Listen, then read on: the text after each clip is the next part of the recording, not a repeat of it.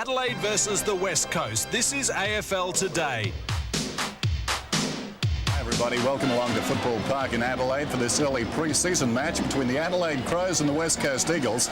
And I guess it's fair to say expectations are running high in both Western Australia and South Australia about the prospects of these two sides in '94, coming off what was, in many respects, a disappointing '93 for both. The Eagles finished fourth and the Crows won better. Let's check the two sides, beginning with the West Coast Eagles. And as you can see, a few new names. They're still looking for his centre-half forward. David Hines is back there tonight. Big chance for him. Of course, Spinks, I think, will play there at some stage during the course of this game. Craig Turley returns. Will there be a key role for that man this season? The club needs a goal-kicking rover. Great opportunity for Jared Schofield. And Carl Langdon listed there at full forward. Nothing long-term, I'd suggest, about that. And what about the Crows? Here's Neil Curley. Neil? Yes, they're lining up with a slightly different lineup this week as against the Bears at Coolum. Ross is the big change there from centre-half back to centre-half forward. Jamison coming in to take his place at centre-half back. We have Tasker lining up in the back flank, who didn't play until the second half last week. But all in all, very similar to the side that lined up for the first bounce against the Bears at Coolum last week. Thanks, Neil. So coming up, two of the heavyweights of the AFL competition about to flex their muscles as we say good evening to Andy Kay.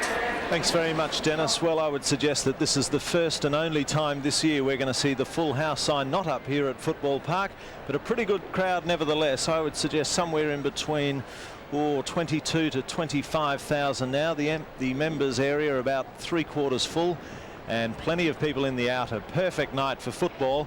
Of course, both these teams without a number of their big stars here. For the West Coast Eagles, there's no Dean Kemp or Mainwaring.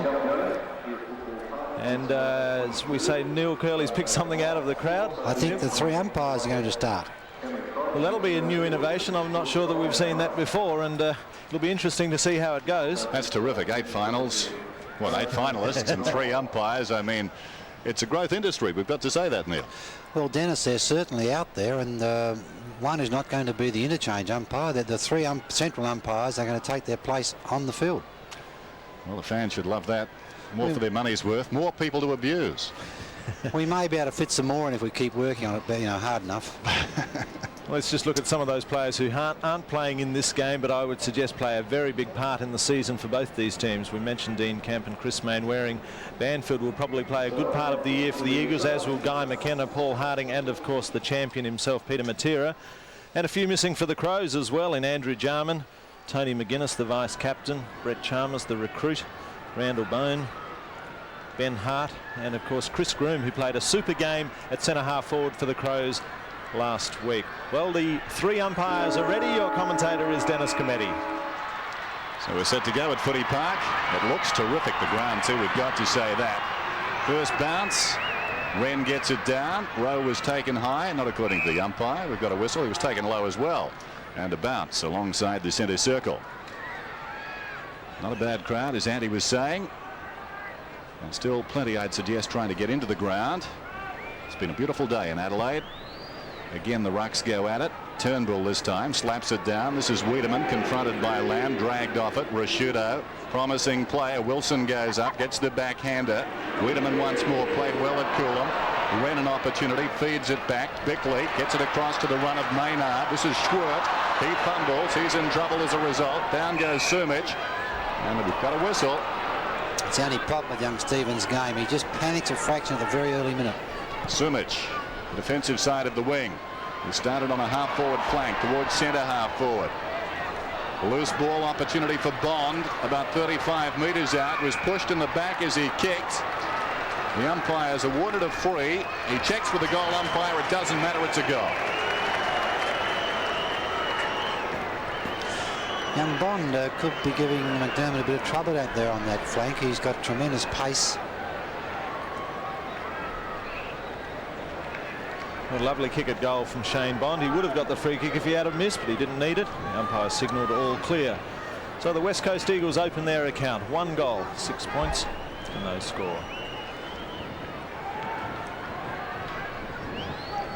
Bounce down centre. It'll be Turnbull against Wren. Turnbull gets the good punch away. Ball comes to ground. Bond in there again. picked up by Lamb. The handball is out to the West Coast Eagles now. They have a running player in Hart. Ball goes to the outer side wing. Kick forward by the West Coast Eagles. It's Langdon and Wellman. Langdon in front. Wellman the punch from behind. Hines chases up, but the ball goes out of bounds. David Hines, one of 3 former Port Adelaide players playing in this side. And you'll see some of the fellows who will be coming on for the Crows and some who won't. And I mean by that Tony McGuinness. Throw in half forward flank for the West Coast Eagles. Wren gets the tap down. It picked up nicely by the Eagles. Hines it was again. Langdon in the front position and again spoiled from behind by Wellman. And he will have his work cut out for him. There's a passage of play that I'm looking forward to watch tonight. That's the Eagles, the way they bring the ball out of the fence. They were the past masters. Let's see if they can still do it. Boundary throw in. The Eagles lead early. Wren, clean possession. Into the congestion. McDermott at close quarters to Maynard. Kick around the outer side from Rowe. High ball. Liptak. Terrific mark. Hits the ground running. Centers the ball into space. This is Beckley storming through the middle. Modra is the target. Wrestles down there. Pissed away by Brennan. Modra the better recovery. Back comes Brennan. Tries to soccer it off the ground. Battling in there as well as Jakovic. Jakovic hammers it towards the boundary line. And that will do in the circumstances. I think you'll agree, Dennis. I thought 2 seasons ago West Coast started the methodical movement out of defence by using their wingmen. It'll be interesting to see if they can do it with these new players. 10 metres around from Adelaide's goal now. Crowd coming to life. Throw in is contested between Ross and Turnbull. Ball comes to ground and pushed over the line. Rowe with the opportunity. Gives it to Liptak. That's a goal of beauty.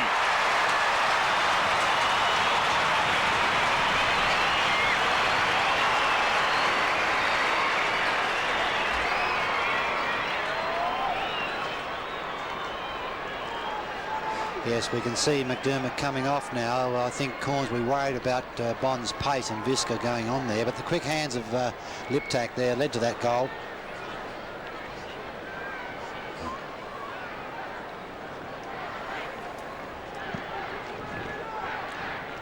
Goal apiece. Wren tackled. Eventually worked forward out of the middle by Lamb. Down towards half forward. Loose ball. Down goes Rodney Maynard. Pushed in the back. He'll get the free. Plays on to Beckley, who had a wonderful season last season. Tasker, quick hands away. Wellman's in trouble. Ball jarred loose. Maynard's hand pass. Rashudo, perhaps the best teenager in the land to my mind, although that kick, as soon as you say something nice. Evans takes the mark. Plays on to Clappe. Forward of half-back. Probing kick down towards half-forward. Wren goes back. Uncontested. At centre-half-back. Feeds it off. Tasker up from full-back. High kick towards the wing. From behind. Fisted away by Jakovic. This is Waterman. Liptak arrives. Gives a contest. Evans. Quick hands. They've got the numbers, the Eagles. Connell in trouble, though. They came at him quickly. Back to Evans, surrounded. Wiedemann, good work by Wiedemann twice. Back comes Clappe, gets it to Turnbull. The hand pass comes to Waterman. Over the top to Lamb. The hurried kick down towards half forward. Wren in the road. Sumich did well. Timely fist in there. This is Bond on the wing. Taken high, surely. Play goes on. Lamb boots it down towards the attacking 50. Well, the umpires are rusty, too, at this stage of the season. Langdon's got it. Comes back on the left foot. I don't think a centering kick was the intention, but it may work out. Crummell goes off the ground and misses to the right-hand side. I thought one of the pluses with the 3 umpires was to pick up the free kicks that were there, and that was certainly a free kick for West Coast Eagles. Well, a very new look, Craig Turley. I don't know that I've ever seen him with hair that short, but that's the man. And as Dennis said earlier, I wonder whether there'll be a key spot for him in the West Coast Eagles this year. Looks toey, doesn't it? Certainly does. Wants to get out there. Bickley calls for it. With the kick in now from young Wellman. Well over the 50-metre line. The fly from behind is Sean Wren. Takes a beauty over the back of David Hines. Quick handball. Maynard's in trouble, but gets it away to Schwert. So the Crows go forward. Goes past Ross. Eagles should mop up here. This is Wilson and has Waterman out on the wing. Now he's got no one to give it to. Yes, he has. He has Sumich coming down on the half-forward line. Langdon leads, and here comes the pass into Langdon. Hands to it, but comes to ground. Maynard should mop up. Gets a quick handball away to Scott Lee. Now Wellman. He has Schwert around the corner. Schwert picks up well, and he's off. Jamison now looking downfield. Long kick up to centre half forward. Good punch away from Wilson. Rowe in front. This is all Crows here. The handball is to Bickley. Can he get around? He doesn't. It's not a good handball. Intercepted by the West Coast Eagles. High kick. comes to ground. Risciuto, handball goes to no one. Now Rowe, well cut out by Wilson. This is Pike, close to the boundary line and forced over the line. A lot of pressure out there at the moment. The players haven't got a lot of time to do something constructive with the ball, and they're being caught in possession. Peter Wilson showing the advantage of keeping your eye on the ball there, not running blindly at a man. Got a very good hand on the hand pass, caused the deflection. Here's Hart down towards half forward. Jamieson came at it aggressively. Taken by Scott Lee, gets the hand pass away to Schwert, close to the boundary line. Well, did he keep it in? According to the boundary umpire, he did. Graham goes down towards the 50, and this is Peter Sumich. Maynard giving him a bit of room there. Twice he's been on his own. So Sumich started pretty well. Not out of the question that he gets the distance from here. Sumich from 60. Good looking attempt. Good line. Magnificent kick.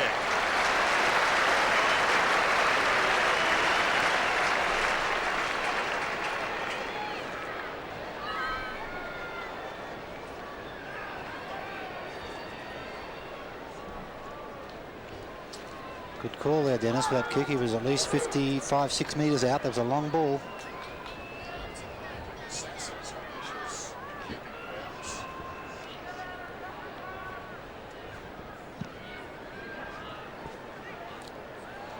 So Sumich has his first as the Eagles stay in front, 2-1 to one straight goal. Ball goes to the half-forward line for the Crows. Bickley runs over 50, but again pushed out by the West Coast Eagles, and they run it out of defence. Wilson, plenty of possessions early, goes to the half-forward line, but in front and chipping in front is Rod Jamieson. A good mark in front of David Hines. A lovely kick is Jamieson. He's looking for and finding Tony Hall over the back of Wilson. Well, that's the first time Wilson's been beaten in this game, and the crowd here probably building up to 30,000, loved every minute of it. Modric comes out. The ball is too short. He stays behind as the Eagles attempt to kick up. No one can pick it up at the moment. Ball comes to ground. Now the quick handball to Risciuto. He has Liptak again. He lines up the goals. Will he kick his second? No, he won't. Sadly offline at that attempt and goes through for a behind. So the Crows move to 1-1-7. The West Coast Eagles on 2-1-13. Nice grab by Tony Hall. Not much Wilson to do about that. He had to go back into the knee. So the kick in for the West Coast Eagles. Good kick. Grandstand wing. Punch half effective by Ross. A better punch from Turnbull. And the run comes to the Eagles. They go over to the half-forward line. Jamieson leading in the race for the ball, and now Scott Lee. Langdon comes out to meet it. Hines there at centre half forward and sees the ball go out over the boundary. Dennis, I always thought Hines was a pretty valuable player at centre half forward. He gives them height, also a little bit of mobility. Yeah, I agree. He hasn't been one of the favoured sons, though, in recent seasons. He's been used a lot off the bench. I guess at times he's been a little frustrated by that, but for whatever reason, they've had success. The Eagles, Pike booted it in, and Visca will bring it out. Props confronted, goes towards the outer side. Here comes Bickley charging up the ground. Awkward half volley for him. Wilson leads back in the race, close to the line, feeds it back into the voice of Crummell. Tregenza, very clever, didn't have the ball, perhaps should have got a free. Bond dives on top of it, and a whistle on the outer side. Now Bond, of course, a product of the SANFL. I'll be very interested to see if these umpires change over. With two they do. I don't know if they're going to do it with three. Up goes Wren. Knocks it towards the boundary line, and it's out of bounds, so a throw in on the outer side. Simon Tregenza in the foreground there in front of that pack now. Of course, one of the stalwarts, number 12 for the Adelaide Crows. Was drafted by Mick Malthouse as Hines grabs it and boots inside the 50. This is Schofield from 40 metres out. Good looking attempt from there. That's a magnificent kick. Goal.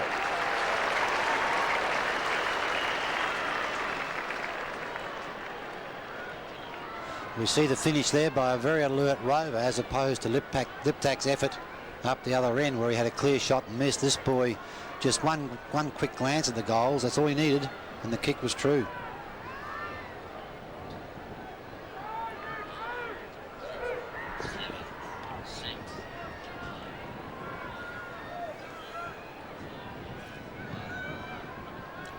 Well, the three Eagles goals all coming from stunning kicks. Two snaps, one by Bond and the other, as we just saw, from Schofield, the other from a magnificent set shot from Peter Sumich. Well, umpire decides to bounce it again. And the conditions here, a far cry from what we saw at Coolum last weekend in the game between the Crows and the Bears. Wren holds his ground, ball comes to ground. Stephen Schwert, quick kick, cut off, and again from the Eagles. In front is Viska, but now it goes forward as a result of a kick. Sumic is there. Ball beats all players, clean bowls them and goes over the line. At this stage, Andrew, the Eagles just seem to be scouting out a little bit better. They have one player out that's always in the open, uncontested, and they're finding a lot of footy that way. A substitution made now. In fact, interchange, we should say, as Jason Ball comes on for the Eagles. Ball knocked to ground. Jamieson off the ground. Comes to the 50-metre line now. Pike has the open goal, puts it up nice and high. Is there anyone home to stop that? No one can get up that high. That's another goal. That's a good goal. We saw that again there with the player on his own to receive that loose ball coming out of defence. We'll see it here. There he is on his own. They're scouting much more intelligently, the West Coast Eagles tonight. The Crows are doing a lot of good inside work, but the Eagles are sitting back and looking at the game a bit better and working out their movement. Neil, I'll ask you this question. Would the Crows be very tired from those 5 days? Real tired, because they've trained twice since they've been home. Pike got the last goal. Great use of the body too by Crummell to clear a path. Send him away on his right foot. Scramble in the middle. And a free kick will go to the Crows. Wren plays on by hand to Schwert. Schwert boots it down towards centre half forward. Over the top, fisted away by Evans. Knocked on by Pike. Coming through against the flow was Schwert. Taken now by Powell. Dragged off it. Liptak's got it. Hand passes across to Rashuda. Measures the kick from about 55. And the mark is held down there by Hall. Drifting in from the pocket. That's the advantage of a long kicking centre man, Dennis. If they can break through that square and hit the square in the goal square with one-on-one, it's a big advantage. Here we go here. Nice, beautiful long kick. And of course Hall gives you very strong hands. Yes, Hodges didn't work out alongside Modra. The Crows hoping Hall will. Well, he's a lot more experience, hasn't he? He's had a few years in the AFL playing that position alongside Dunstall, who's the focal point. So I think Hall will fit into this side very, very well. So Tony Hall gets his first. And the Crows behind. 2-1 to 4-1. 25 plays 13. And most people here pretty happy that Tony Hall is back. And what a magnificent night to play football. Beautiful conditions here in Adelaide. Nice balmy summer evening. It'll be Wren against Turnbull. Bounce up, no one really wins the tap, ball goes to ground. This is Connell in there fighting for it. I think the Crows will miss Jarman in this situation. Wren's getting his hand to the ball a lot, but we haven't got a Crows player reading it. It's falling into the hands of one of those West Coast Eagles boys on the direct line. Weave. Bounce down again. Quick hands from Liptak. Quick kick from Stephen Schwert. Oh, excellent mark at half back for the West Coast Eagles. The quick handball was to Jakovic, but smothered off the boot. Rowe has an opportunity, but it comes to hands now, and good kick is from Walker. Long kick from Walker. No one able to control the ball. Now a good handball to Viska. Back to Jamieson. So the Crows standing up under some pressure from the Eagles, and a gutsy mark there by Connell, and takes it on his chest, and he will send the Eagles well into attack. Played just over 15 minutes in the term, and the Eagles lead it by 12 points. Good defensive mark by Wren. He's playing very well. Across the goal face, Wellman will run it out. Boots it out wide. Rashudo starts to stretch. Will the ball sit for him? Yes, it does. He's forward of half back. He kicks it down towards half forward. Ross goes up under the ball. Evans tidies up behind. Goes for distance. Awkward looking kick. Across centre, Rashudo. Very good player. Viska with some time at half-back. Short, needed to be perfect. It wasn't quite. Socket out of mid-air there by Schofield. Knocked forward by Pike. They could pay the penalty. Here's Bond. Thought about feeding it out. Goes from 45. Pulls it back across his body. Not a bad effort. Just missed it. I think we've had the Sumic Langdon move. I think Sumic lined up on the flank, but I think he's back to his familiar position now. Well, we did say it wouldn't be long term. Spot on again. Here's Tregenza. I mentioned just to finish that point earlier about him being drafted by Michael Malthouse, of course, when he was at Footscray back in, I think it was 87. just a youngster then. Rashudo combines with Visca, who drives it out of defence towards the wing. Oh, very good mark there by Ball, out of position, and somehow it stuck to his fingers. Those Velcro fingers. He gives it across to Connell. Connell on the wing. Where's Langdon? Well, he's behind. Gets the crumbs. Feeds the hand pass to Bond, who goes over the top. Sumich on his right foot. Is it his second? I think it might be. It is. Good quick movement by the West Coast boys there in the centre. They're in a little bit of trouble, the big ruckmans. Here we go here with good quick hands by Bond. Bond's been a live wire for them up there. He's had about 7 or 8 possessions this quarter already, and they're going to have to tighten up on him.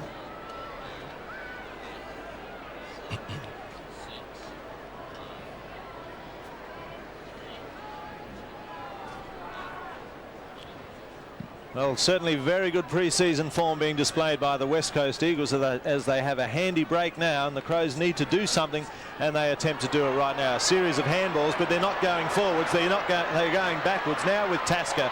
Back to Visca. A lot of handballs for not very much effort.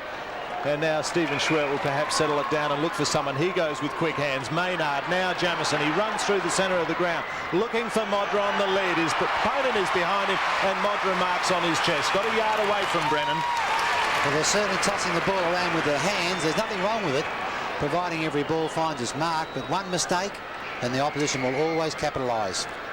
Well, delivery was perfect. And now Modra, what can he do with the kick? Looks pretty good.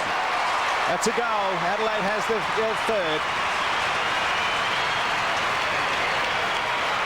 At this stage, Andrew, the West Coast are much sharper around the packs, and I would say possibly the week at Coolum has slowed the Crows down a fraction, but the West Coast are certainly more alert, and they're certainly moving quicker with their brain, which gets their legs going quicker.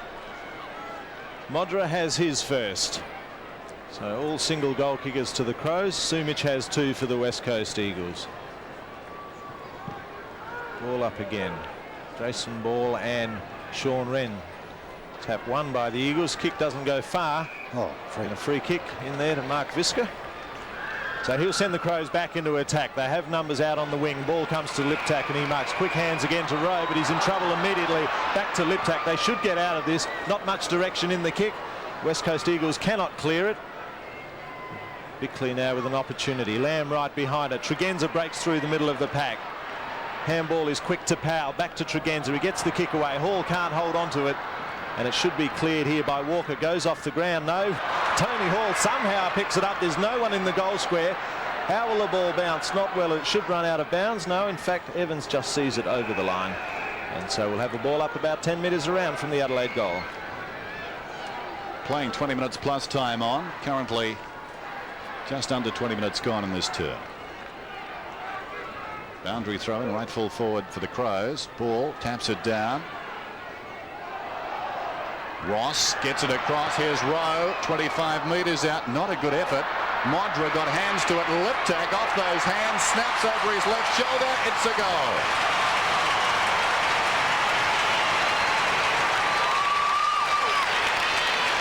Liptak's got his second. I'd say if young Liptak had the hands to match his reading of the ball off the hands, he's just got that little bit of a fumble about his game, which real good rovers don't have, but his ability to read off the pack is second to none.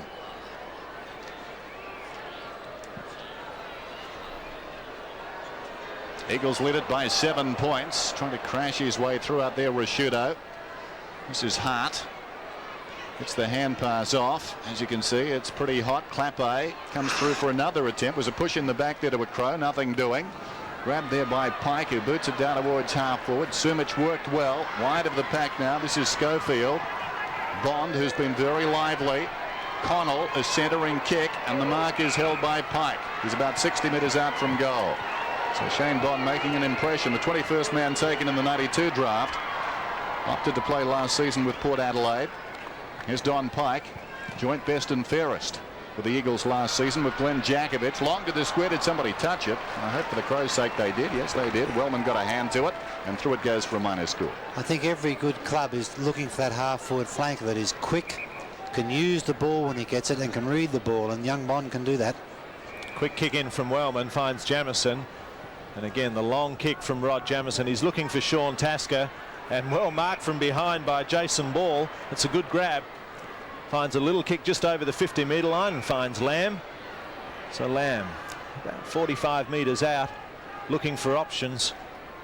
Doesn't have too many at this stage, so perhaps he'll have a shot for goal. Kick looks pretty good. Players gather in the square. Won't clear the pack. Touched off hands, or? Yes, it is. Touched off hands, 1 point. So the Eagles move to 5-3, 33. The Adelaide Crows on 4-1, 25.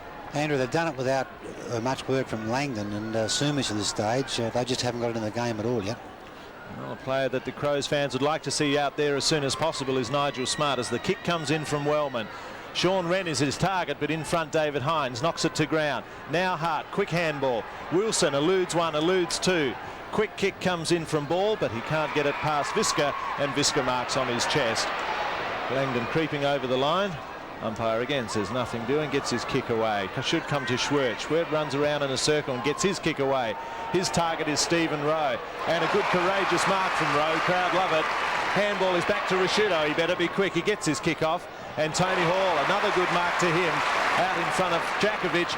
Long kick now. Modra in front of Brennan. The bodies go in hard. Brennan, good grab. Yes, very good mark. Modra can't play him that way. He needs a run. This is Ball. He's picked up a few touches since coming on. A player of great promise. He goes towards the outer side. Not a particularly good kick. Tregenza threads the line fantastic around the boundary line. Pumps it back into the forward line, but ill-directed. Hart's in front. Gee, if only that boy had a penetrating kick that went low instead of high. He certainly gets them in bulk. There goes Hart out of the back pocket towards the outer side flank. Fisted forward there by Lee. Bickley. Rashudo, who's been everywhere. Powell. This is Lee. Gets it on to Rowe. Rowe 40 metres out. This for the goal that could bring them to within 3 points. Now he's off target, minus score. Bearing in mind, of course, the West Coast Eagles are advantaged by this breeze. Probably worth just a couple of goals, if that. They've just had a bit more. They're using the bench a lot more too than the Crows. I think that's the third change. We talk about the Eagles bringing it out, Neil. He made that point before. Of course, a key factor in that is Guy McKenna, who's not playing tonight. And McKenna and Worsfold, they do it very well. Yep. Brennan goes to the outer side. Oh, terrific mark, and caught that as well, young Tony. He is a terrific aerialist, this man. Back after 6 seasons, a couple of premierships at Hawthorn. Former premiership player for Glenelg here in the SANFL, Tony Hall. He certainly gives the Crows a two-prong up there. Too far out to score. Goes from about 65 towards the kickoff line, and from the side Modra falls behind. Socket off the ground by Clappo towards the boundary line. Wiedemann works his way in front, but the boundary line is too close as we approach quarter time here at Football Park. Yeah, Wiedemann and Ross have got to lift their game for the Crows. They haven't been slighted so far this quarter. Michael Malthouse substituting his ruckman fairly quickly. His Turnbull is back on now, and Ball is off, but a free kick found for holding the ball, and it'll be Matthew Liptak who will attempt to kick his third goal. Not that far out, perhaps 35 metres. A kick from Liptak. Looks okay. That is straight as a die. That's a goal, a terrific goal. That's one of Liptak's big improvements in that area, is kicking for goal. When he first started early days in 91, he was very unsure with his goal kicking, but today in 94, he's very, very sure. Well, there may be a reason why he's such a live wire today, because of course he did go to Coolum but only played in the trial match and left the very next morning, while the others were put through a fairly rigorous routine for the next 3 or 4 days. So Liptak has 3, Hall and Modra the other goal kickers for the Crows. Up goes Wren, the winner down. Bickley goes off the ground down towards half forward. Great courage by Wiedemann, controlled it brilliantly, feeds it back to Rashudo, gets it across to Rowe. Rowe inside the 50. Modra comes on the lead. That's how he's got to play. Take the run at the high ball or lead. That was a good kick. And Modra, running at his space, has this ball right on the 50. There's going to be a lot of times, of course, this year, Dennis, when he has to use body power. And, of course, he's against a boy that just loves playing body to body. That's right. Michael Brennan. Modra's kick is pretty good. It's bending back. It's a goal. Gee, it's been a great first quarter. Got about 11 goals scored. for the first game of the year here, and it's great football by both sides. They're moving the ball quickly and creating a lot of run going through the half forward. A very good mark by Tony Modra out in front of Brennan, and he kicked truly, and he kicked his second. So the Crows hit the front by 4 points. 6-2 plays 5-4. And I suppose as many as are coming are here now, and I suppose it's around the 25 to 30,000 mark. So back in the middle, Wren versus Turnbull. Neither winning a deceptive tap, but Wren gets a second bite of the cherry, but the quick kick away by Evans. So down to centre half forward for the Eagles. Punch from behind came from Jamison. Attempt to pick that player up. Ball comes to ground. Tregenza quick hands to Risciuto. Turnbull again. Got the quick hands to Pike that time. Tasker at the back uses the body well and should come up with the ball. Does just that. Long kick out of the danger area for the Crows. Neither Schwert nor Waterman can mark. Schwert has front position, should get past Waterman, and just leaves the ball behind and is pushed over the line, and ball is out of bounds. Well, he almost did it very well, but he just made one crucial mistake. He needed the ball with him. But he kept the ball in the area, which was the important thing. Throw in, centre wing. Tapped over behind, but the Crows come away with it. Risciuto again, a lot of touches in this first quarter. Modra on the mark, one bite, two, can't get a second. Well, almost a free kick to the Eagles there, but picked up quickly by Rowe. He finds Modra again. Handball is to Bickley. How's his kick? His kick is very good. So this is high quality football here for so early in the season. The conditions are perfect, I know, but the players haven't yet become match accustomed, and they're just moving the ball about so well now. The Crows are really starting to find their target with their short movement. So Adelaide really getting a move on now, and margin is out to 10 points. Adelaide 7-2, the West Coast Eagles 5-4. I've got to say I'm a bit concerned about the time clock, because we were told 20 plus time on, but we're coming up to 29 minutes now. We've had a lot of goals, I know, but I'd venture to say Graham Corns, who was pressing for 28-minute quarters, may have settled on a compromise close to game time. It is a scratch match. There's Wiedemann. He gives it across to Risciuto, who's got the free kick forward of the wing. He goes down towards the pocket. Modra stays on his feet, acrobatically takes the mark on the siren. Interesting to note the centre bouncers. One of the coaches, I haven't quite picked out who, are manning up in the middle with man on man. There's no loose players at the centre bounce at all. I'd have one guess. Is he playing Malthouse? You know him better than I do, Dennis. So Tony Modra makes a great cup of coffee early in the morning. Tony Modra from about 35 metres out. Oh, wow. That goes hard.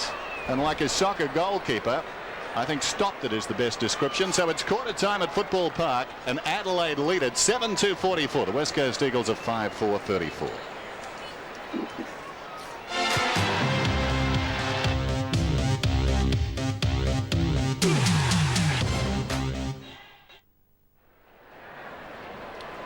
Minute quarter, I'd say they're playing full time, 25 plus time. Look at it. Yeah, well, Greg, we don't need anything quarter time, do we? Well, 7 are trying to get into there. Right.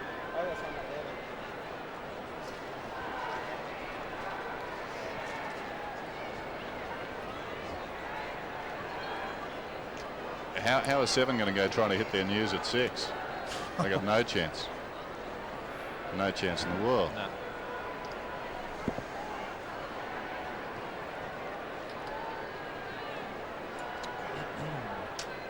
Langdon can't find the footy.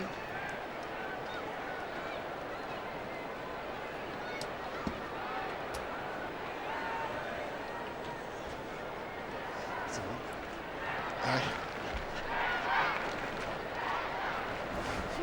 that Nicky? Yeah. Well, I guess these are the games to try it in.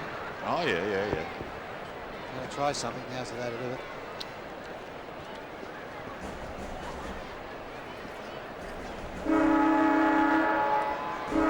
Standard was terrific, wasn't it? Oh, good movement on both sides, particularly Crows towards the end of that quarter. Ugh. I think they've got the best movement coming out of defence with handball and run. Oh, of any team in the competition. Any team. Yeah, not even close, I reckon. When they're going, they're the best team to watch by a mile. Yeah. I tell you, that kid was shooter. He's just, Yeah, he'll be great. he's terrific, isn't he? He's learned a lot from last week, hasn't he, Neil? Last week he was running around a bit. Well, he was a chook last week with his head off. He didn't quite know where to go. But this week he's playing a more controlled area game, and they're finding him a lot better coming out of defence in particular.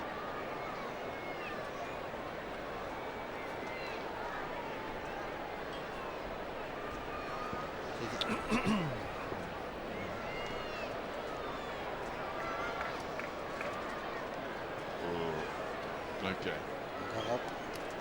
Okay.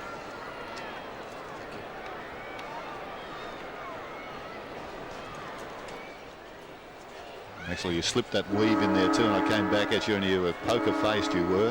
What was that? Wiedemann? No, weaved. Weave. Yeah, it's hard to get out of that. Isn't it tough? Yeah. Anyway, the mob and the hometown lover. Yeah. Go well with the Vicks. Doesn't matter. I couldn't care stuff. Doesn't matter. You haven't seen Warrior yet, have you? You haven't seen Warrior? No, I saw him on the tape from last week. I was giving him a dry turf on a big ground. He's going to be very good in a couple of years' time. He's not quite there yet. As all youngsters aren't. Now, I gathered, watching the tape, that you had reservations about him. Yeah. Yeah. Without saying so, I just thought... Thought you'd pick it up.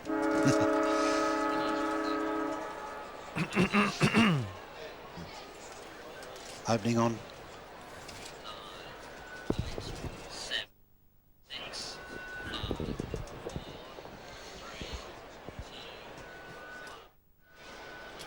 Back at Football Park, there's Graham Corns. I think he would be content, particularly with the latter half of that first term. The Crows came storming back into the contest. Matthew Liptak 3 goals for them in that opening term. Modra has 2 and singles to Hall and Bickley. And for the West Coast Eagles, 2 to Simic and singles to Pike, Bond and Schofield. And really that was a quarter in 2 halves, Neil. Exactly. West Coast had the ball running for them in the first 15 minutes, perhaps with their scouting players.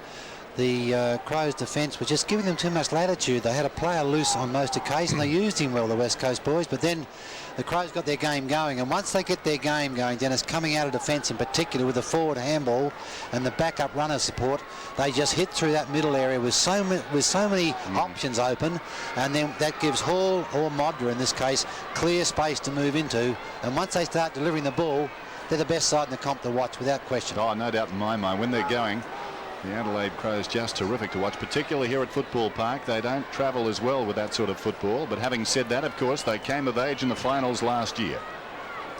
Yes, I thought their finals last year was a learning curve. They were still new kids on the block, and they just didn't quite know how to go about it. But they're not new kids on the block anymore. They're bigger, they're stronger, they're more confident, and I think this year they're going to make a big impact on those finals.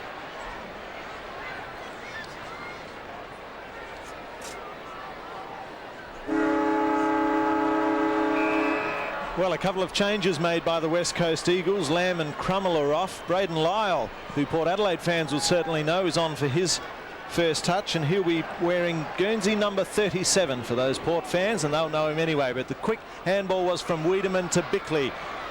So over the half-forward line, Ross contests. Oh, well done, Glenn Jakovic. Recovers beautifully and then sends the ball back to centre wing. And Bond, been in everything as Shane Bond. So takes the mark on his chest. The Eagles down by 10 points. Very high standard here at Football Park. Good looking kick from Shane Bond. Pack is up. Hines in the middle. Ball knocked to ground. Matthew Powell grabbed as soon as he grabbed the ball. Quick kick forward by the West Coast. Tasker comes first to it. Handball's over the line. I see Coach Corns has tried to put a stopper on Bond with Visca, but I don't think he's any quicker than McDermott. The player they want to use there, if they want one, is Swert, who does a very good job at half-back. Throw in just outside 50 for the Eagles. Ball back on the ground again, competes with Sean Wren. Stephen Rowe pushed into the ground, and did he get a free kick? He did. Here's Rowe at right half back. Interesting player, Stephen Schwert, as this kick goes towards the outer side. Up the ground, Ross almost the mark, dropped it though. Crummell gets the hand pass away. They combine on the outer side, Pike and Hart, and eventually they work it forward. Comes back to Jakovic, who was involved in the chain with Turley. Now Jakovic across his body towards half forward. Oh, well done by Tasker. Read it beautifully. Rowe gets it to Schwert, the man we were speaking of, who goes to Wiedemann. Wiedemann up towards centre half forward. Little chip pass, too high. Modra will need to go. Deflects it forward. Taken by Maynard. Then he lost it. Away comes Clappo. He's headed for the boundary line. A little skimmer. Will it run out? Oh, terrific. It was the only option there, Dennis. He looked up and saw 3 Crows jumpers. He had to go to the line and did it very well. Greg Norman could not have done better. But talking about Schwert, they've got 3 wingers of quality, haven't they? They've got Tregenza, they've got Anderson, of course, who we'll see later, and Schwert. I would think that Schwert's the lesser light, so they've got to find another place. Yes, well, he can play a number of positions, and he's so versatile and so dedicated and so fit. He was drafted by the West Coast Eagles too. Correct. If you're wondering where he's been, he broke his jaw twice. That was in 1991. He was drafted back in that great draft by the West Coast Eagles of '89. He was taken ahead of players like Dean Kemp and Brett Heddy. He is a very good player, and I was most impressed with his game at Coolum, just watching the tape against the Brisbane Bears. Had a million touches up there. Down goes Rowe in the grasp, and a bounce just forward of left centre wing for the Adelaide Crows, who lead by 10 points. It's 44-34 on what is a beautiful balmy night here in Adelaide. This is Lyle. He was very impressive last week against Essendon. He booted it down towards half forward. Coming up to meet the ball was Bond. Brilliantly done by Wren. Trapped it. Gets it across to Maynard, who kicks towards half forward again, showing too much of the ball to the defence. And they'll work it away. This is Hart. Hart kicks it out wide. Bounces a couple of times. Sits up nicely now for Hines. Hines. Interesting hand pass into open space. Bond with dash. Well played. Feeds it back. Wilson's got it. And Wilson repels another attack, having been involved just moments ago. Close to the boundary line, Turley to the voice, supplied by Lyle. Lyle goes off the ground. Wren. Sumich attacks him. Put him down brilliantly. Now Sumich with the right foot. Well, he'd like them like that. If he was playing at full forward, he would order them room service, as he gave that one to Langdon, and Langdon pops it across to Pike. Pike settles and kicks a goal. There's a bit of work by Sumich.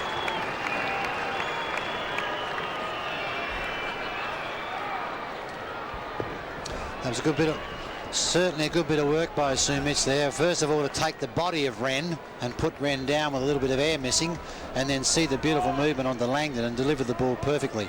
Good football.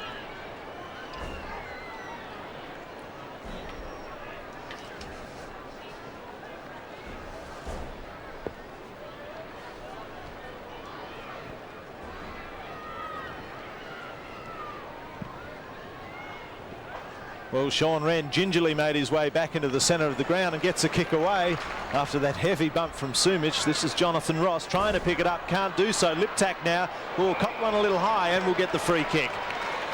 Little fortunate he was going to ground when the tackle came. Tony Evans applied the high tackle. Now Liptak looking for someone who's on the lead. Well, the kick is poorly directed. Wilson does get one hand to it, but in fact Ball can't get rid of the ball. The handball is quick from Waterman. Bickley there, but Lee Walker is there first. Gets a little kick around the corner. Stephen Rowe looking for a teammate. Has Matthew Powell with pace. Gets it on the left foot. Where will the ball end? Poorly directed again. David Hart pushes it out in front of him. Should come to the Crows now. On the ground is Don Pike looking for a teammate. Well, the handball wasn't perfect because it went to Jakovic. Bit fortunate there. But the beautiful block of Tony Hall just a couple of seconds before to allow the row to get around was beautiful teamwork. Bounce down 30 metres out the front of the Adelaide go. Jason Ball all up there, but no ball. This is Craig Turley now. Should clear for the Eagles and does just that. Has a man in Braden Lyle and picks him out. Lyle now over to half forward. Langdon comes out to meet the ball. The hand passes to David Hines. Well, Waterman's there on his own, but now Scott Lee doubles back. Should come to him if it bounces correctly for him. Well, it doesn't really, but he does see the ball over the line. Dennis, I think without question last year, Langdon was a key player that the Eagles boys missed towards the end of the season. He gives them a lot of strength and a lot of height, a lot of aggression up in that forward area. Yeah, no question about that. Played just the one game. Just being eased back into this team, you get the feel. He's at full forward at the moment. Normally he contests these boundary throw-ins, which gave Michael Malthouse another option up forward, but at the moment Hines is doing that, and we've got a ball up in the pocket. There's Langdon hanging back off the pack, as you can see on the kickoff line. Hines doing the ruck work opposed to Wren. Neither of them left the ground. Great desperation by Rowe. And a whistle. I think I see the umpires with the 3 on the ground. They don't seem to be getting as close to the game. They seem to be back and getting a better view, an overall view of the picture. Last year I thought they umpired far too close in. Do we need 3? Well, somebody seems to think we do. Here's Evans. He misses to the left-hand side. Like, surely if you've got 2 fit umpires out there that just can't control the game, I just for the life of me cannot see why that can't happen. Now the danger is they'll put on weight. Or get cold. They'll just mooch around. Yes. Graze. 7-2 plays 6-5. Scott Lee boots in. Watch out for Wren in from the side. He is a terrific player. Wren on his knees. Tregenza bolts around the outer side. Wiedemann's in front. Over the top, Clappe. This is Powell. Read it beautifully off hands, but we've got a whistle, have we? I don't know what's going on. One of the 3, we've got 2 umpires with their hands up. The one in the middle is calling the tune. Modra's got the ball, but it will come back. So that was something in triplicate. I think the free kick was against the Wren. Well, Wren took the mark. I think a Crows player came in from the side and infringed with this young ball, is it? That's 2 umpires ago. I'm exhausted. Yeah, it's... Jason Ball sends the Eagles forward. The kick is poorly directed, and the man we're all talking about, Wren, clears. Now Tregenza onto the left foot, comes around the outer side wing. In fact, grandstand wing, you can make that lip tack, the punch from behind, nothing in that, but umpire gives a free kick, and it'll go to Djakovic. No, it won't. It goes to Waterman. Now Braden Lau. So sends the Eagles forward again. His target is Hines. Jamison comes in from the side. Ball goes to the ground. Jamison gets a little kick around the corner and it trickles over the line. That was a full brother to a mark, surely. I thought that was a fair enough take by Hines there. Well, umpire disagreed, so we have a throw in right in front of our commentary position. Jason Ball in front. Wren comes in from the side.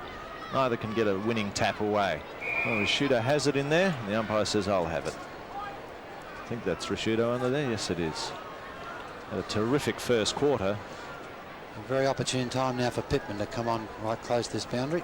Ooh. Umpire saw nothing in that. Play on is the call. Turley, and he goes over the line, and so does the ball, and we'll have another throw in.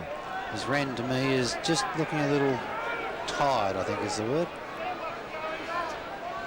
There he is, Sean Wren. Jason Ball. Throw in on the wing. 9 minutes gone in this second term. Bickley. High up and under. It floats about 35 metres. Liptak works his way in front. Tregenza gets the hand pass away. In midfield, a chance now for Bickley. This is Powell. Powell towards half forward. Ill-directed, though. The man came on the lead. Djakovic worked it out a little better, dropped back and took this mark just inside his defensive 50. Yes, young Powell had short movement. He wasn't quite good enough to see it. Clappe out of defence, swings it wide. Wilson favoured by the kick, and that's a very good mark. Peter Wilson. Evans, the defensive side of right centre wing. A crowd of about 35,000 watching play. This is Bond finding a little space. Will feed it wide. Pike, whoops. Still plenty of time. Can go back to Bond. Bond about 70 metres from goal. Centering kick. Well, Wren seemed favoured by the kick, but it cleared him. Now Waterman sent away on his left foot, so he can do something here. Pulls it back towards the kick-off line. Young Wellman goes back, fingertips to it, and directs it out of bounds. They've started well this quarter, the West Coast Eagles. They haven't allowed the Crows to get their running game going, and they've virtually controlled most of this quarter at this stage. Just around from the West Coast Eagles goal. Thrown in. Wren over the back. Waterman. Quick hands from Liptak. Now Lee. Oh, Ross dived on the ball. In fact, it was Visca. Now Sumic. Quick snap. In the square. Waterman can't mark, but it comes to Hines. Curls it round the corner. What's that? I think umpire says. It's a miracle. Absolute sensation. Goal. They're the type of goals that can swing a game, particularly in later on in the season when the finals come along. That was just an absolute freak snap by Hines. He didn't have much time to see. By the time he gathered the ball, it was one of those that just come along every now and again. So David Hines gets his first, and the West Coast Eagles hit the front.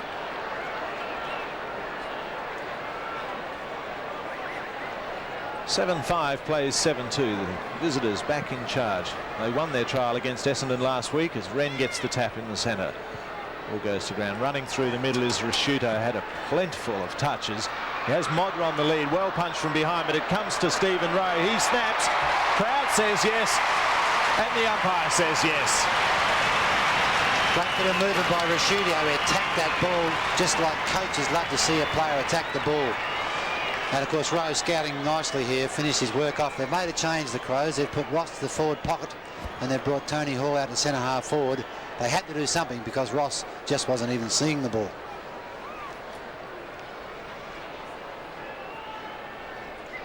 Eight-2 plays 7-5, so seesawing affair in the second term. The Crows back in front after they led by 10 points at quarter time. Wren getting a fierce workout at the moment. Up he goes, directs it down. Liptak has been very good. 3 goals in that opening term. Making no progress there. So a bounce alongside the centre circle. Wren and Turnbull back to back. Oh, taken high was Bickley, and he will get the free kick. Mark Bickley, runner up in the best and fairest for the Adelaide Crows last season. A bit like Lamb, Dennis. He just gives an honest performance every week. He's fearless, isn't he? Bickley, probing kick inside the 50. Wilson goes back. Modra was up. Liptak, still Liptak, on his knees, feeds it out wide, but not wide enough. Wilson was in the road. Clever hand pass. Turley took a while.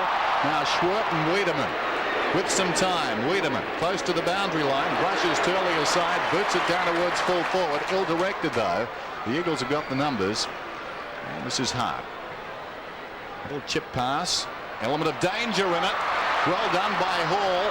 Got quickly across to Schofield. Picks up the ball 35 metres out. We've seen some wonderful goals, and this one just brushed the post. That's the movement I was looking for from the West Coast. Normally with a McKenna or a Worsfold, they'd switch that ball right across the ground to a loose player with a wingman coming up. They're not quite doing it in this game.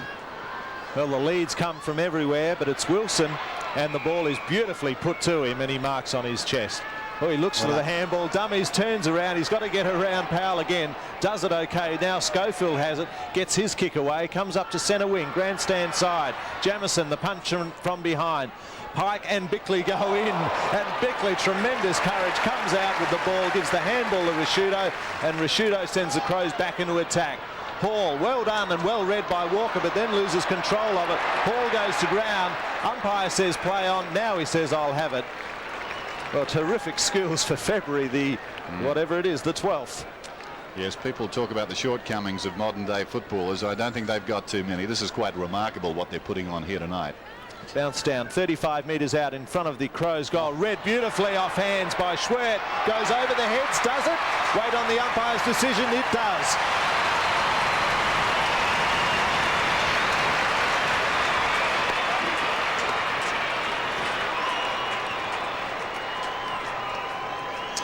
Well, Coach Corns is still sticking. That was beautifully read by Swert. He came through from the wing there and took that ball off hands lovely. Malthouse has made 5 changes from the boundary, whereas the Crows have just made the one, being Visca replacing McDermott.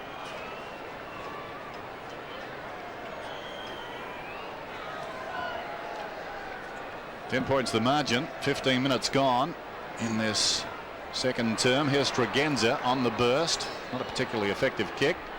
Simmons feeds it out wide. Hart's got the run of it. In trouble. Wiedemann claims him. This is Walker at a whistle, and Hart will get a free kick on his own defensive 50.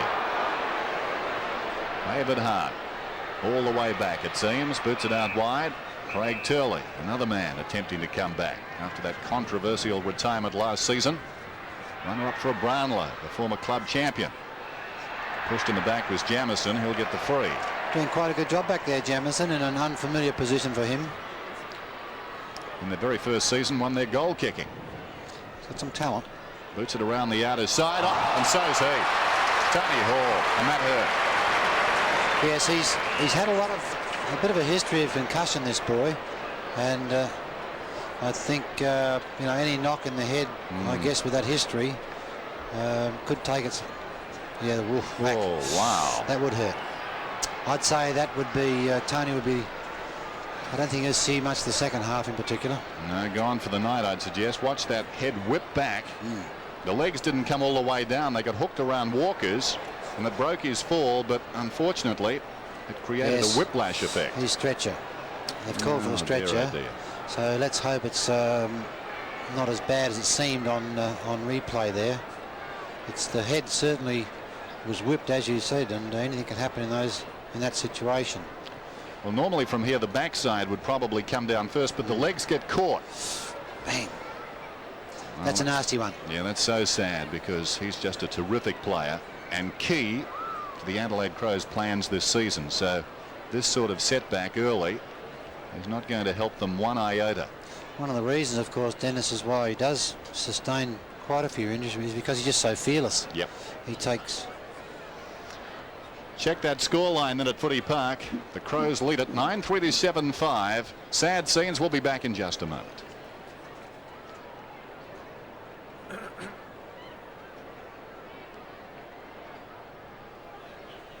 Turner coming on. Turner, 22.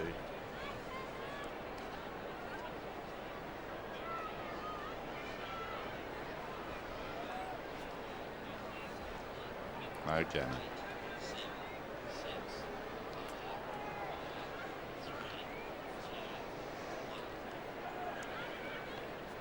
Young Turner coming on as a replacement there, Dennis. He made an impact at Coolum last week. He's had a few problems with his back over the last couple of years. I called him. I think I called young Turner lip tack twice last week, and I was very pleased with his second half. He's got some talent. He's 6'3", moves around nicely, good pair of hands. Well, they're taking a lot of time to move Tony Hall. I'd say he's unconscious, without question. Well, this is a sad legacy, as we said, of a terrific mark by a fearless player. Now, Matthew Liptak has more than a passing interest. There's Graham Corns, wide-eyed. But Matthew Liptak, of course, if he's still doing what he did last season, is studying medicine, so he's on hand, or was. Now he's backed away. Yes, I don't think there's any shortage of expertise out there in the medical profession. They'd all know exactly what to do in this circumstance. And I think that's the beauty of AFL football today. You have experts out there to just control this type of situation. But it doesn't make it any prettier, does it? No. It's always a sad sight to see any player stretch it off the ground, particularly with a head knock. So Tony Hall is coming off the ground with the Crows leading by 10 points. And as we've said, the standard tonight has been simply terrific. And one man I'm very impressed with, and I made the point at the outset before he'd even had more than one or two kicks, but he's had plenty more since. Young Mark Rashudo, I think he may be the most talented teenager in the country. Now, that's a terrible thing to say about a young man, Neil, because immediately it puts him under pressure. But how do you regard him? Well, there's nothing wrong with it if it's correct, and it is correct. I've watched this boy. Well, we started him at 16 at West Adelaide, and he had a lot of ability then. I wasn't leading you in. I didn't know he was one of your boys. No, he's not one of my he was one of my ex-players. Hey, that's what I meant. But he's just so committed to football, and he's getting stronger and stronger and more confident every game he plays. And without doubt, he is one of the best youngsters in the competition today. Now, as Tony Hall comes off, we've got to say, Neil, this can have a sobering effect. Here we are in February, and the other players see this. Now, they've been putting on something of a real showpiece so far, but sometimes this can almost cost the game its momentum, can't it? Well, it certainly can, because Hall was playing so well. He was a focal point up forward for the Crows, and they've lost that now. And a lot of these fellas, gee whiz, look at the poor fellow, hope it doesn't happen to me type of thing. And it's only February, they're thinking. Yeah, but once the ball's bounced, he's on again. Hope so. Well, it is on again, because Wiedemann will send the Crows into attack. A booming kick. Modra tries to run behind the pack and takes an almost spectacular mark. Has he paid it? He has. Well, you said it might have a sobering effect. I think not, as Modra really made up ground, came from the clouds, ran around two opponents, particularly Brennan. Have a look at this. This is a great mark. 2 bites, and the umpire said, that's yours. Well, it wasn't so much running around there. He sort of ran into him. He took him on and watched the ball for the whole time, and that's what makes Modra so, well, there's something special. Going for his third is Tony Modra. 10 metres out. Kick is good, I think. Excellent. That's a goal. Dennis, you agree? That's what makes football, to see forwards or anybody take a catch like that with their eye just on the ball, not any fear of any player coming at them and just go on and take the mark. Look at this, eye on the ball, other players' eye on the ball, both committed, and of course Modra kept his eye right on, all the way down to the ground. Very few sportsmen send a buzz around the stadium. He is one who does. I suppose when Dean Jones comes out to bat in a one-day, or Greg Norman is on a golf course, and Modra is right up there on that scale. On a buzzergraph. Diving in there is Rowe. Picked up by Turnbull. Gets the hand pass away. Taken by Wilson. Whoops. Lyle bounces off an opponent. Kicks inside the attacking 50. In front, Tasker. Was he interfered with? Yes, he was. He's going to get the free kick. Sean Tasker goes across the ground. Wren, and he's worked hard in this opening half. He's got the ball on the outer side, half-back flank. Over the top to the run of Maynard, who's peeled off from half-back. Goes again, and here they are, working the ball out of defence. So exciting. Oh, terrific finish, too, on the lead. Ross on his knees. Right on the 50. Modra wants it long. He tries to oblige. It's a shocking kick. Modra works his way in front. Brennan's got it now. Well done. Then has it knocked away. Good composure by Schofield. And again. Oh, well played, young fella. Gets it to Turley. Turley gives it to Wilson. A couple of veterans combining there. And now young Lyle. Bickley did best. And again. But the hand pass not particularly good. And Lyle, to his credit, fought on. This is Schofield. A couple of young tyros combining there. Here's Turley, the defensive side of the wing, pushed off the kick. Wren will need to go here. It runs away from him, just teasing him. Hines to Sumic, who's gone out of the game since the opening term. Shows a little pace, but the kick isn't particularly good. It bounces out of bounds in the pocket. But it's forward, of course, into an area where they can capitalise on a goal if they're good enough. Played in tremendous spirit this game. Skills from both sides exceptional, and plenty of pace. Perfect conditions for football on a balmy Adelaide evening. Just a word too for Perth viewers. The news directly after the footy. We'll stay with the footy and then 7 nightly news shortly. Handball from Maynard was to Rowe. Wellman runs up from the full-back position, gets a bad bounce, but now recovers and gets the Crows out of trouble. He puts the ball out in front of Liptak, who's 2 at first. It's Turner for his first touch, and the handball should be good. It is good now. Liptak runs onto it, and now Modra runs on the lead, and the ball is to him over his head. Well read off hands by the West Coast Eagles, so they're out of trouble. And this is Walker looking for a teammate, finds Turnbull. Big Turnbull lopes across centre, sends the ball up to the half-forward line. Visca in front. Bond right on his hammer, taps the ball, keeps the ball in play. Well picked up by David Hines, turns it round the corner. Evans too short. In fact, it was Schofield. And picked up by Stephen Rowe. Handball is not good, and Lee can't control it. Bond comes tearing through. Well, players trying to control this ball. Little kick from Scott Lee around the corner, finds Tasker. He misreads it, took his eye off the ball. In there is Simons and Hines. Players trying to control this, and Hines does best. The umpires called a halt to all of that, and will toss it up. At the pace the game is played today, a fumble or an ill-directed short kick or handball can cost you dearly. Well, Jason Ball getting ready to come on again. So Malthouse using his ruckman. Not scared to change them. Rowe on the bottom. Umpire says holding it. I think so. He was looking around with the ball. This is Tony Evans. Good long driving kick, but an equally good mark by Mark Visca, and he'll come back across the ground. Well, almost kicks a goal for the Eagles. Can Maynard stop it from going through from a score? He can. He has time to have a look. And gives it straight back, but the Eagles spoil each other now. Bickley across to Tregenza. He goes to the centre of the ground. Powell, he doesn't get caught. He gets around his opponent in Walker. Gives the handball on to Lee. Lee's run down the ground. Has Modra in the square. He shepherds it through for a goal. We're all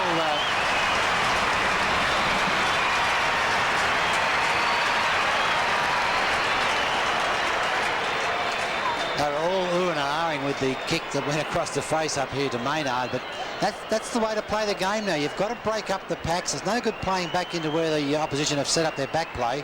You have to drag them out of position by coming across the ground, and the Crows did that, and they had a very fortunate bounce here at centre wing, but their finished work was excellent.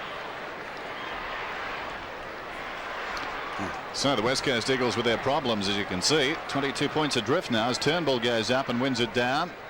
On his knee as Rashudo tries to get it out. Wren's in there as well. Big scramble.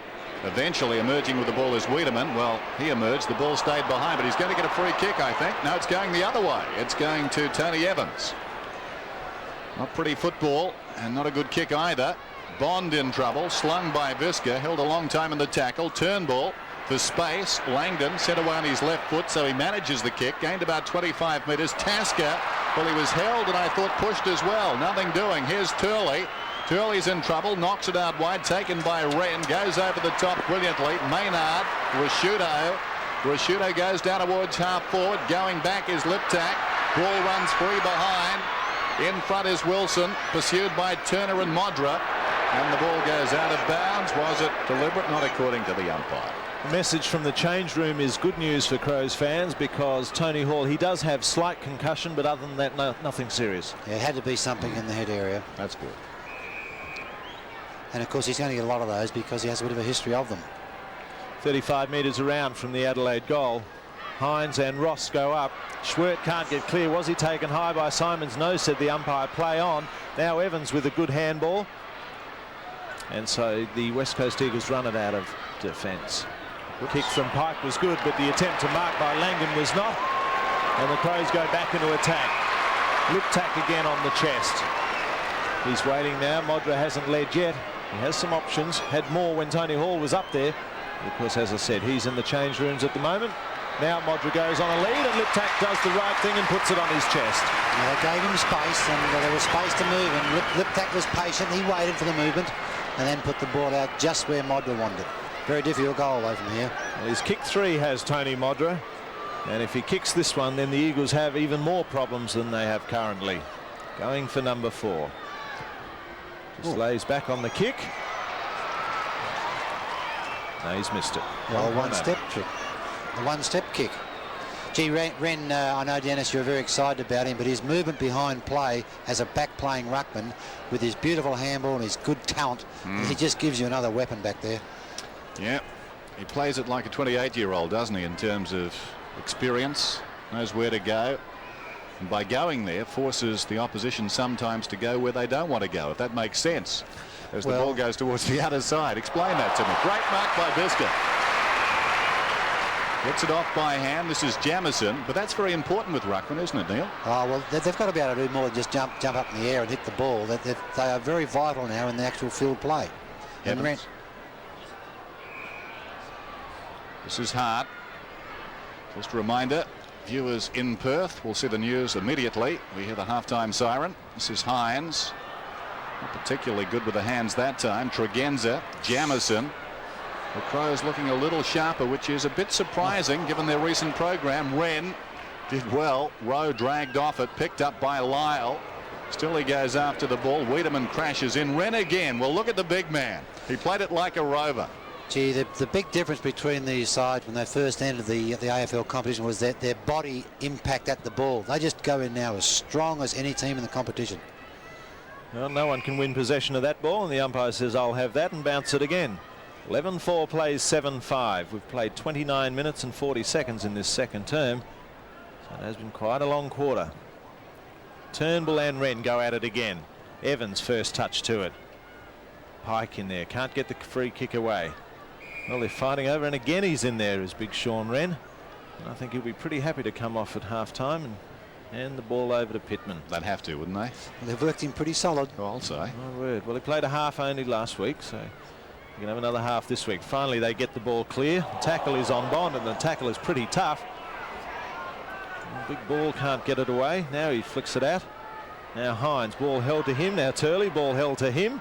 Well, players going in pretty tough for the 12th of February. Langdon, the handball went straight to Rowe, and here go the Crows. Tregenza now. He has Rashudo, but you have to get rid of it. He does just that. Bickley now runs through, long kick. Modra over the top of his head. Jakovic should be first to it. Kicks it off the ground. Good play, Glenn Jakovic, and finds the safety off the boundary at the 50-metre mark. Yes, young Ross was a little bit slow in reading that play there. He was in the pocket with Jakovic, and he allowed Jakovic to outread him and get himself where the ball landed. Throw in at half forward for the Crows. Jakovic over the back. Well, that was better by Jonathan Ross. Off the ground by Turner. No, it was Lipsak. And I think plenty of people are going to make mistakes with those two. They look very similar. But Liptak's had a tremendous first half, kicked 3 goals, and Turner, of course, just having come on to replace Tony Hall. It's been a better defensive action by both teams this quarter. They've not allowed their opponents to have free scoring run of the ball. Here's Rowe approaching 32 minutes in the second term. Bickley's got it. Across his body, it floats down on the siren. Through for a minor score, it will count. So at half-time here at Football Park, the Crows on top of the West Coast Eagles in what's been a very high-standard early season practice match. Just checking that score, the Crows 11-5 lead it by 4 goals.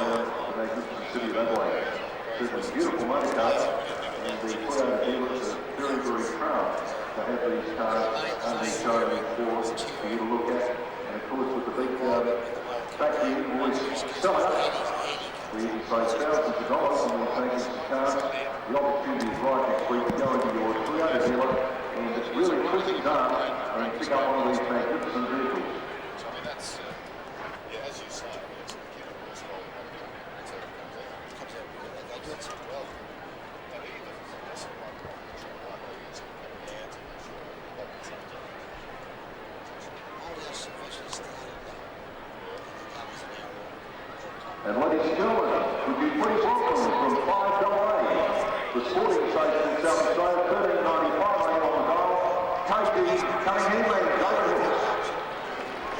Thank you. Thanks very much, ladies and gentlemen. We are in for a pleasant surprise tonight. But before we get into the drawing of the lucky names out of the barrels, as we know, the Crows have taken up state by storm. So it's a great deal of pleasure. It wouldn't have happened without the great support of the Toyota Motor Company. They are the major sponsors of the Adelaide Football Club. In fact, it's the biggest sponsorship in sport in this country, which I think speaks volumes to South Australia. We need to really thank the Toyota people and, of course, the dealers here in South Australia who were responsible for giving this particular sponsorship for the Crows, which we are really grateful. Now tonight we are here to draw out of the barrel some lucky names because in fact we're driving one of these magnificent Toyotas for a week. Somebody here tonight, we've got 8 names to draw, and a person will be driving a Toyota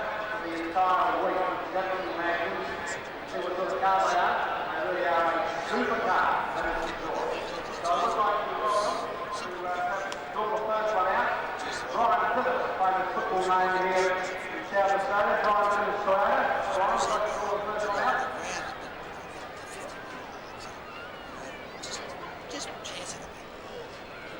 And if your name is drawn out, you contact the actual dealer on Monday and you'll give you a key to one of the Australia cards. Thank you, Brian. Brian Australia. And ticket number 119-507. 119-507. Second one out from the front for Australia is Roy Marner. Roy, what's your name, please? Bad drive on these guns for wet beautiful. Not a good looking crowd, please better. Ticket number 8564. Thank you, Roy. Ticket number 8564. Next up from Salisbury Square, we have Australian County. Right? Just thank you, Joe. People getting behind the pro. That's right.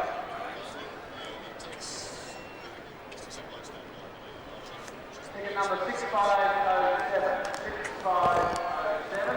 And from Northport Square, we have Andrew Duff. Andrew.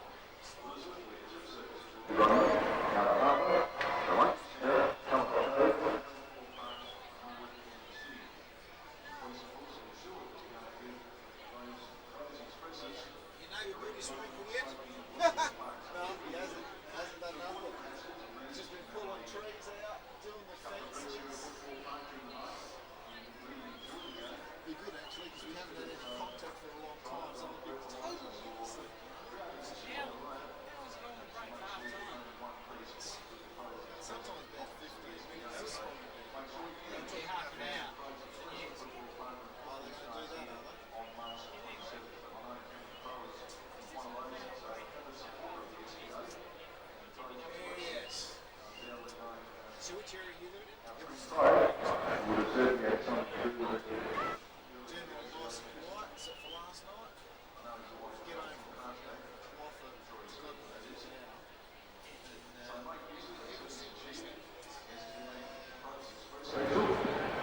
Coming from all over parts of Adelaide, due to football park, putting safety first in South Australia of the sporting public. And of course, if you do drive a football park, and you have a little bit too much, don't forget, of course, leave the car and catch your cab.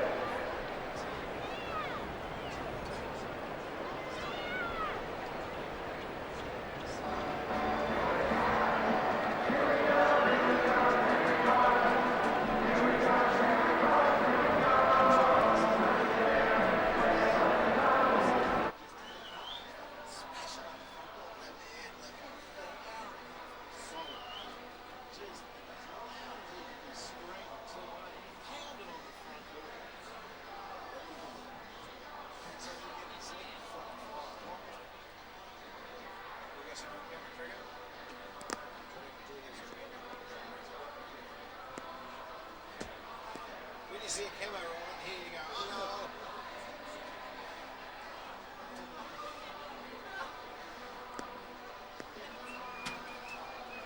Here's one.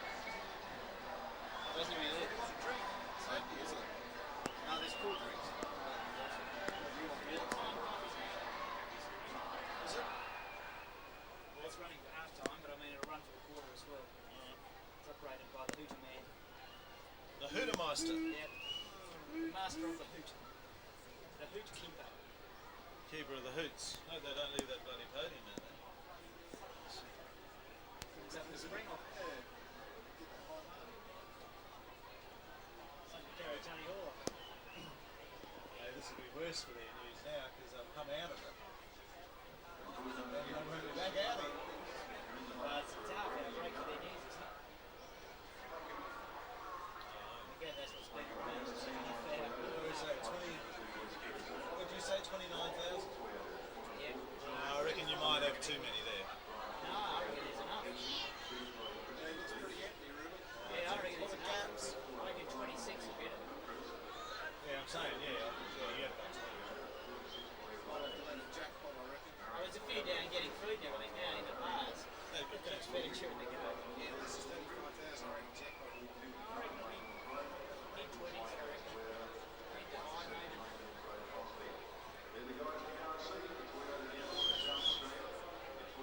38,000 here, and these sides, the members here are always empty still. So, It only takes, what, 44 or 45? 46. A lot of space. Yeah, it's about half. I reckon I might get it, yeah. What is that? Is that the lowest? 22, 108. Who said 43? Jay, What's the next lowest? he said 42. Take at 27. I reckon he could be on the money. Then I picked 29, I was the next lowest. And after that, Because I reckon I might get this, so oh, you could be if I got you or get Packer. 24, I reckon I've got it. You have got him, you get 24. 25 he gets you. 35, I reckon. Nah. Well, I'll be up half the next quarter. You don't pronounce it on air. The winner of tonight's score.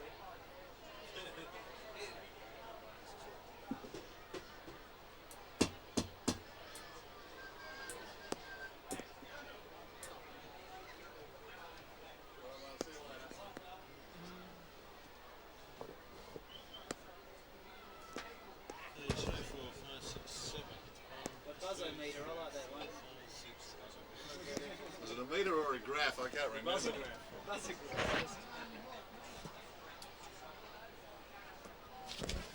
How long is this game? It's going to take forever. They said we may come out, you may come out of your news, and they won't be on the ground. I went and spoke to the timekeepers. They said it was Foster's Cup rules, 20 minutes plus time on. That can't be right. That's what they said. I said, you sure? Because that might make 29 minutes the first quarter. He said, yeah, that's the Foster's Cup rules. Well, you'd had 3 minutes for Tony Hall. They would have ended, I mean, Tony Hall was there for ages. And he got dragged out. Well, Foster's covered the ball. ball goes out of bounds, they stop the clock, so it must have gone out of bounds and with goals, I guess. There's 11, 12 goals in the first quarter there, so. Yeah. And they stop it for injury, don't they? Well, it was kept going, but do they add it? Oh, when? For injury? Oh, yeah. When they stop the game like that. That was 5 minutes, so. Yeah.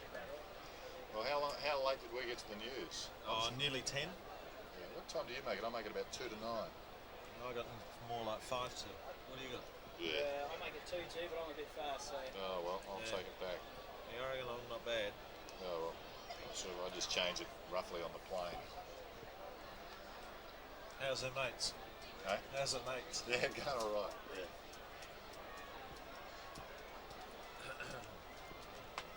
Good game, mate. Oh, terrific game. Yeah, terrific game. Both sides. Crummel. Walker, Schofield. About a 2 or 3 goal breeze to that end, though, isn't it, at the moment? Has he put Spinks on yet? No Spinks. We'll have a new game now. Eh? We'll have a new game now after half time. Oh no, you will for Adelaide because you'll have Pittman, Pesh, Pedler, Brown. He'll play them all. Anderson, Yeah. Moria, they're on the So they wrote an article in here in the paper this week about the commentary of last week. You know, the Watcher column. Right. They kind? Are they all right? Oh, they compared it to the tens coverage of the triathlon. They said you can't expect to play ball with the big boys unless you do the hard pre-season slog in the mud. And that was their message to Channel 10, comparing it to ours. But she picked out one thing of Curls when he called Turner lip tack. He goes, I've fallen for exactly the same thing tonight. My friend Karen, They do look similar, don't they? she's the one I pissed off out the room years ago. Well, I said it all comes back to haunt you, It doesn't it? does. I couldn't fucking believe it. We're coming after the game, they're getting ready. I look around after I've been to talk to the players and they're all going, there's this bird stand there. And I said, excuse me, what are you doing here? She said, I'm reporting on the game. I said, well, young lady, this is out of bounds. This is where the players get undressed and shower. Yeah. And I don't think you should be in this area. If I talk to me outside. That became an issue here, did it? Oh, yeah, it did. That'd be a fucking nice report. I went into the women's netball side and just stood in. Would they like that? Well, A couple of them, well, the women's cricketers wouldn't mind. it's been a big issue in American sport. In fact, a bird left the country. You know the bird that was involved, you remember there was litigation with the New England Patriots. Yes. Yes. Lisa Olsen now writes in Sydney. She actually left America and she's a Is that right? Is that right? That was huge. That went. The president spoke about that. Well, there's Pesh, 16. Try and pick up these moves. Yeah. Now Pesh is on the ground. He'll start Pedler full forward. 24 is Warrior Pedler. will start somewhere. Yeah. Yes.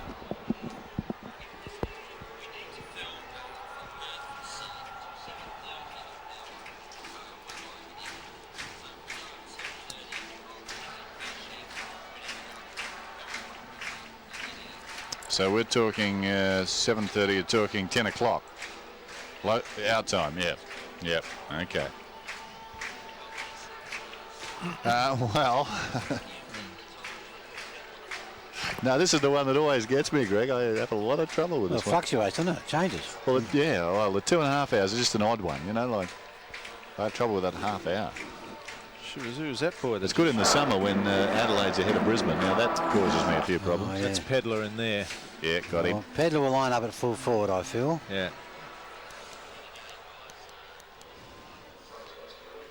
Yeah.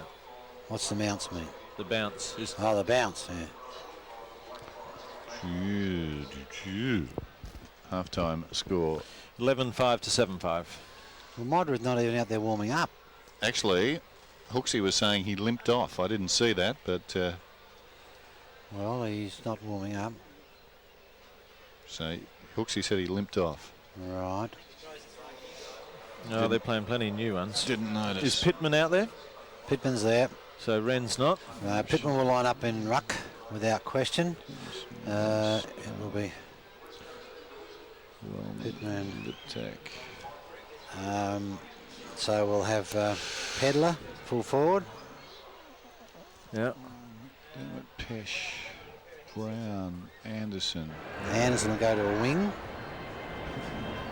Pedler. What's he doing with McDermott? That was... Yeah, well, he said if Bonham got away from him, Bond get away from anybody. Well, that's right, yeah. Well, McDermott's not a happy chappy, you know. He's shit it off completely. Is he? Yeah. I don't know why the cockroach won't play him on the ball. That's etched in stone almost, is it?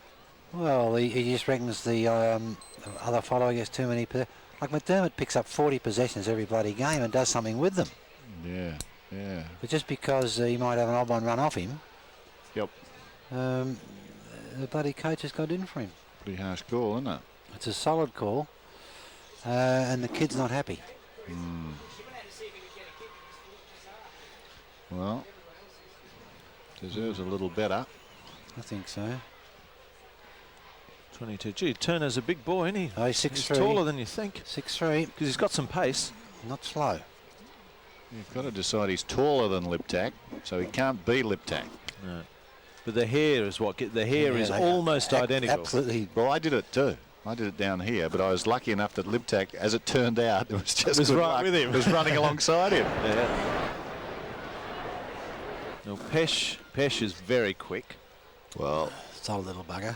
if he's got any ability, this is crying out, this team, for a sort of second rover, isn't it? Well, no, but they don't get a chance to rove. Yeah, but just a little goal kicker. A good pocket player, which Liptak is developing into, but he still fumbles. He's got bad hands on a hard take. Has he? Yeah, he's like Rowe. He's not going to be on that second level. Warrior. This kid here's got good hands, Warrior. Okay. Is Tregenza warming up? 12. Where is Tregenza? No, I don't think so. So Swirtle's down one wing, Anderson the other. Brown will go to half forward. I can't see Wiedemann there. Yes, I can. No, I can't. Okay, and the tracksuits for the Egos. We've got Turley, Lyle, Pike. Don't know. You could play that bloke. Who's that? That don't know fella. But that Chinese bloke. He gets a lot of possessions can over a play. season. He can play that bloody Chinese fella. Is that possessions or touches? Well, there's the bench. Bickley, Rowe, Tasker. Who's in there? Who's that? Connell, what? Spinks. Oh, that's Tasker and Bickley. McDermott. Oh, around the corner. McDermott, Jarman. McDermott's out there. So we have Tasker, Rowe, All right, McDermott's on the ground. Isn't he? Bickley. McDermott's out on the ground for sure. Yeah, No question there. Pedler with his jacket on, yes. Yeah. Okay. You want to give us the Eagles for a minute? Oh, that's right. Yeah, go on, fellas. Hide all your numbers. Geez, they're well drilled, aren't they? They train behind closed doors, and the minute a camera goes on, they lie down. Jeez, unbelievable. Lammy, This bullshit Hines. we're going through now. Who's that? Waterman back there. Yep.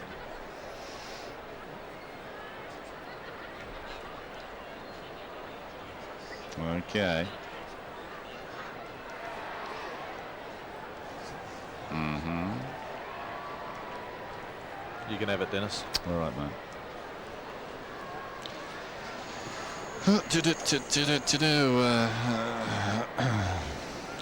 50, Ryan Turnbull. 20, Shane Bond. 39, Chris Waterman. Jamison's there. I can't see Wiedemann. Oh, here we are. Yeah, Rowe.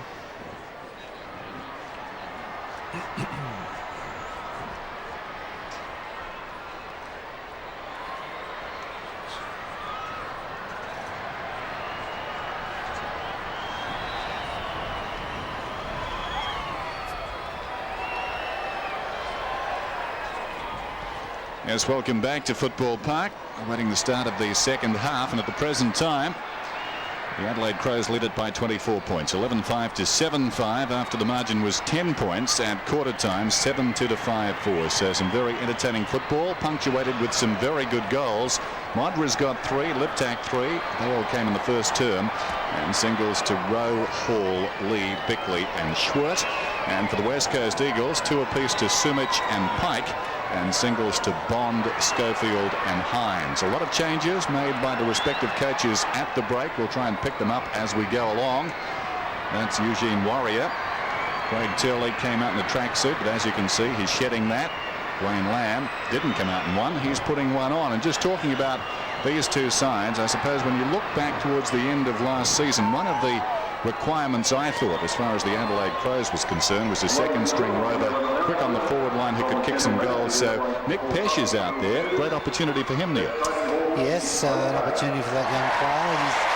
He's going to take a while, Dennis, to adjust to the pace of the AFL game today, and these are the type of games where the boy can get some valuable experience and adjust to that position, because when Tony McGuinness, of course, is fit and available to play again, there's not going to be a lot of time for on-ball rovers in the second string, so he'll have to get his goals out of the pocket, exactly as you said. Well, you mentioned McGuinness not out there. What about the who's who missing from the West Coast Eagles? Dean Kemp, Guy McKenna, Peter Matera, Chris Mainwaring, John Worsfold, Paul Harding, Brett Hetty, Mitchell White, Ashley McIntosh. So it's impressive as far as the absentees are concerned, Andy. Yes, certainly is. Well, the Crows have got a few not out there as well, but they've made some big changes at half-time. Now we're going to see Pittman and Pesh and Simon Pedler, who will probably line up at full forward, I would think. Yes, he's down there now. And I'm surprised the Eagles haven't gone with Spinks at centre-half forward. Hines is still there. Spinks was very good last week against Essendon. Well, I had a look at the first quarter of that game, Dennis, and he was very good. Got a lot of the ball and used it pretty well. A mobile big man, but well, Michael Malthouse knows better. Started the second half. McDermott starting in the middle. That's on the ball. That's interesting. Bucks go at it. Pittman gets it down. Well, almost. Hacked out of midair by Turley towards centre-half forward. Jamieson couldn't control it. Opportunity now for Connell, who feeds it off. Turley to Hines, who concedes some ground there. Goes back to Waterman. Intended for Turley. Over the top, Anderson. He played it very well and thumped it out of bounds. Well, Greg Anderson getting his first run. Only played a half again last week. It's the Bears in Coolum. 40 metres around from the West Coast Eagles goal. They trail by 4. And it's Langdon up high. And the race is on now. Well, Sumich goes to ground. And the umpire says that was in the back. So Sumich will kick for goal from only 20 metres out. Dennis, you called in the first half Langdon doing a lot of the actual boundary work in past games. He did that very effectively there. Got a nice left-hand ball back over the pack and allowed the run to Sumich. Perhaps they're getting more real now, the Eagles, trailing by 4 goals. Big chance, because the Crows have made a lot of change and taken a lot of good players off. Peter Sumich going for his third. Bowman stands the mark. Looks all right from this angle. It's a goal. Well, an experienced player such as Sumich should kick those goals. That's what he's there for. He's there to either mark the ball or find the footy or receive a free kick and then finish off the work that's happened further afield. Good players don't miss those goals. So Peter Sumich has 3 and the Eagles get back a little closer. 18 points the deficit now to the visitors.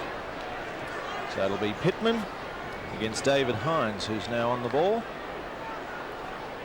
Bounce down centre square. Pittman misses it altogether. Rashudo flicks it back to McDermott. Can't pick it up. Spinks is on the ground now. He just changed with Jason Ball. Maynard, centre half back, has Anderson. Kick's not that well directed, but Anderson good enough to get the handball away. This is Nick Pesh. Doesn't trip play on, calls the umpire. Visca in there, surrounded by Eagles. Now Schwert goes to ground as well. Perhaps a little misty out there, might be a little slippery. Well, Hines can't pick it up. Jamieson can. Now the Crows come clear. The 1-2 with Jamieson. He goes down to full forward. Pedler on the lead, goes through his fingers. Lip tack with pace, but cut off nicely by the Eagles. Turnbull, the handball back to Walker.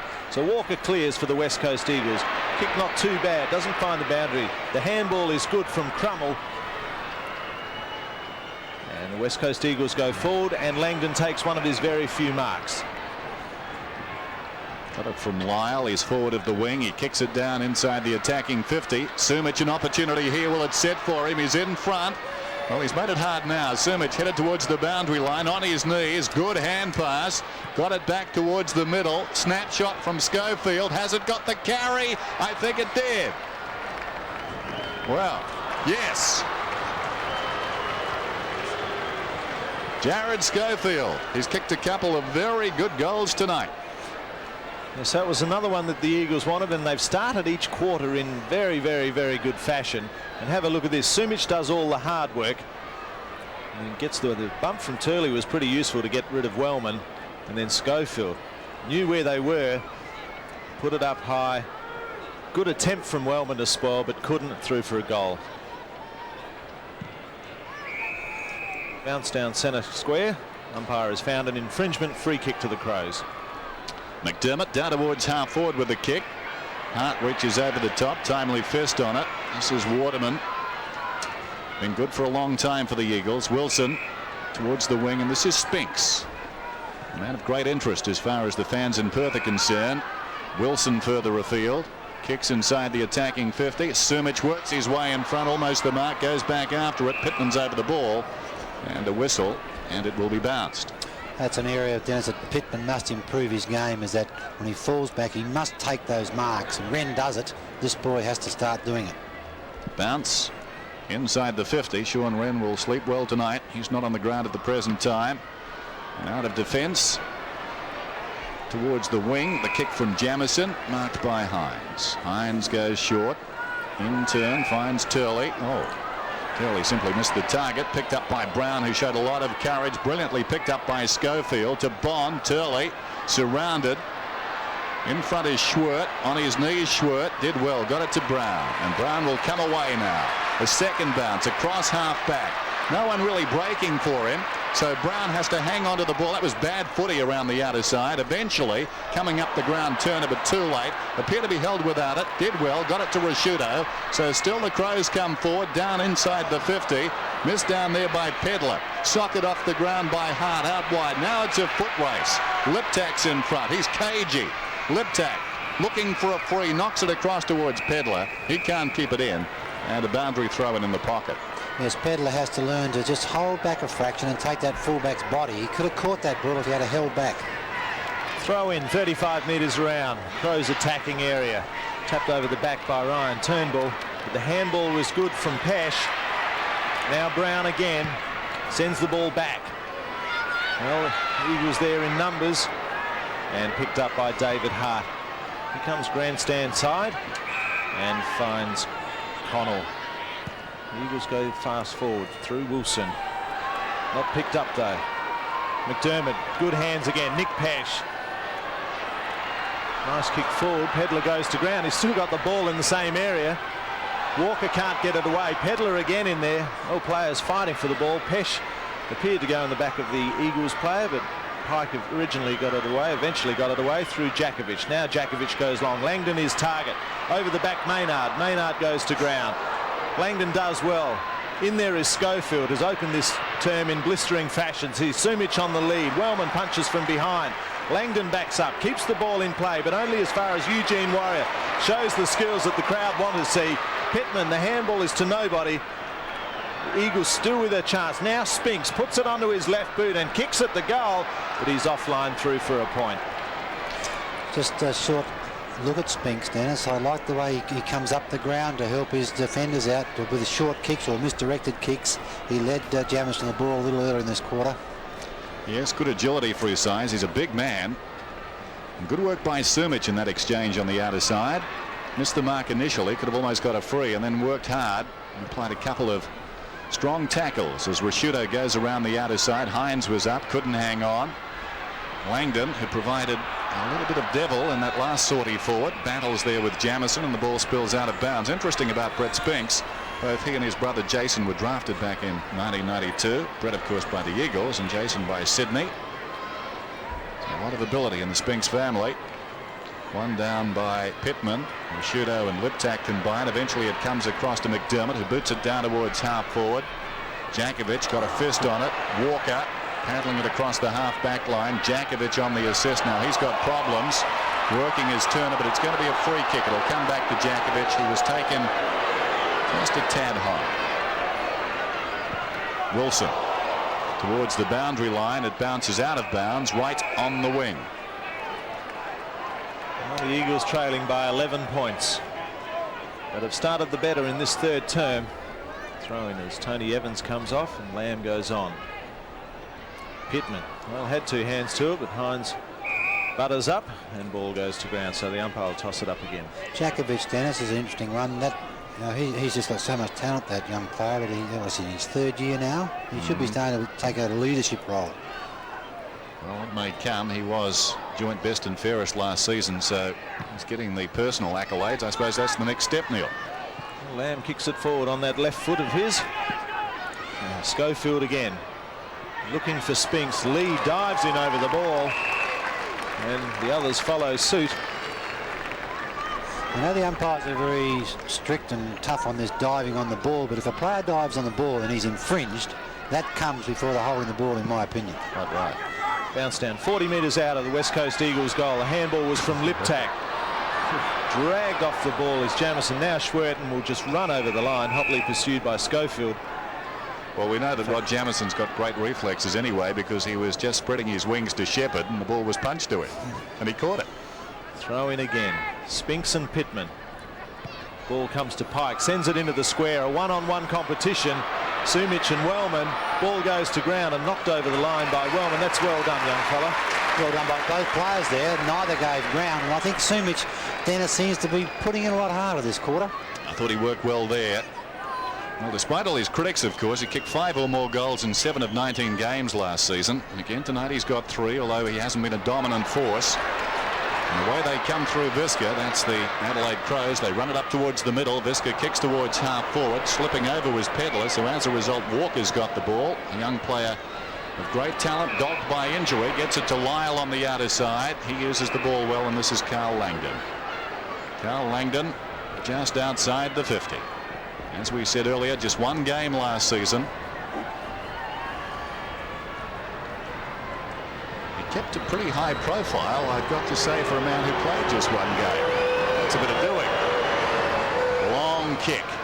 Good looking effort too. That's a great goal. So Langdon gets his first. Good finish, well, good mistake made by Visca. How many times you see a player coming out of defence bouncing and then not finding, and the opposition, of course, capitalising on all the forward movement by the Crows or any particular side, and the West Coast took full advantage of the movement up forward, and that was a Langdon, of course, is a vital part to the West Coast Eagles forward movement. So they creep even closer, the West Coast, and they go forward again. Turley is the target and he gets away from Schwert this time, but Maynard comes in to help out his teammate, but the handball is terrible from Schwert. So the Eagles go forward again. Langdon late. Well, Maynard underneath it. Lee and Maynard. Schofield throws the body in there. Langdon in everything at the start of this. Very good hands from Turley. Has Spinks again. The big man kicks, but kicks poorly. Oh, well, it stays in play. It looked as though it was going to go over the boundary line. It does eventually, because that's where Mark Visca punched it. Yes, I thought he did pretty well to keep that ball in play there to give his forwards an opportunity. Trailing by 24 points at the long break, and the Eagles now trail by only 5. So they've done all the attacking in this quarter. Visca and Don Pike. Throw in 10 metres around West Coast Eagles goal. Looking for Sumic. Sumic tried to get the kick away. Wellman right on his hammer. Now Maynard. Quick hands again. Lee runs it out of defence. Now kicks. McDermott's his target. Bond in front. Goes through hands. The umpire's found a free kick, and it'll go to Chris McDermott. And the crowd pretty happy about it. McDermott. Half back line for the Crows. Kicks over centre. Well directed. Picked up by Turner. Good hands from him. Now the booming kick will come from Anderson. He's looking for his full forward, and Ross jumps in at centre half foot but drops the mark, and big Ryan Turnbull clears for the Eagles. Outer side wing. Lamb will get there first. He's got support. Well, just manages to get his kick away. Run down by Warrior, and the Crows have turned it over. Pesh now. The handball to Jamison. Jamison looking for some help. Decides to turn onto the left foot. Not that effective. Picked up by the West Coast Eagles now. Connell swings around, has a player. 37 was Lyle. Maynard and Langdon contest. Langdon been very good this third term. Ball on the ground. Jamison over the top. That's the umpire found. He's found a free kick to the West Coast Eagles. They've certainly responded to the West Coast Eagles this half. They've come out with all guns blazing. Jared Schofield, he's kicked 2. It's a good-looking kick, won't make the distance. And over the back is Pittman, takes the mark. That's the point Neil was making earlier. He's got to do more of that. Get back and help his fullback as the ball comes towards the centre wing from the kick from Anderson. Going back with the flight of it, Rashudo. Kicks for space. Liptak will need to stretch here. He needed more of a shepherd from Ross, but he does well nevertheless. Well played, Matty Liptak. Liptak 55 metres out, hooks it down towards Pedler. Awkward bounce. Pedler fell over. Walker emerges with it to Djakovic. And where will he go? Yes, nothing much happening on the outer side. He has to come back and then has been knocked off for running too far. They're the things he tends to do, doesn't he? Got so much talent. He just thinks it's so easy, this game, that he just sometimes makes those little infringements. Turner's got the ball. In fairness to Djakovic that time, Lyle wasn't doing very much on the wing, just hanging back behind his man. There was no conviction in his run, and Djakovic eventually ran out of time and tried to come back onto his left boot. It wasn't well worked by the Eagles, but they've got the ball back, and this is Ryan Turnbull in the left back pocket.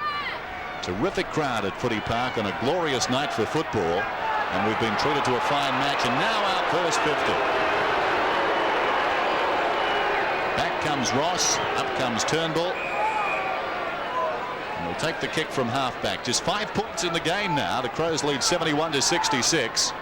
As Turnbull boots through the middle, Spinks was up, got hands to it, couldn't hang on. Opportunity behind for Maynard. He crept through that pack in reverse. Taken by Anderson. Little chip pass out wide. Oh, well done by Clappe. Got the fist in the nick of time. Warriors hand pass, ill-directed. A couple of Eagles in line for it. Connell feeds it off. This is Wilson. Now Djakovic again. He'll try his luck this time. Hoisted high, not a bad alternative there. Up comes Turley. He's outnumbered, but Turley's still going, was bumped in the back and will get the free kick. Well done.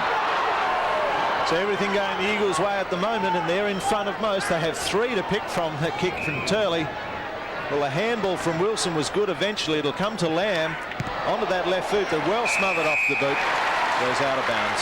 I don't think the viewers will realise how good a handball that was of Wilson's. It was no good at going direct. It would have been cut off, so he just sort of bounced it off the ground and gave Lamb full run of the ball. Well played. Good work from Rodney Maynard. 11-5 plays 10-6. The Crows just in front. 40 metres around from the Eagles' goal. Throw in. Pittman gets hands to it first. Schofield can't pick it up.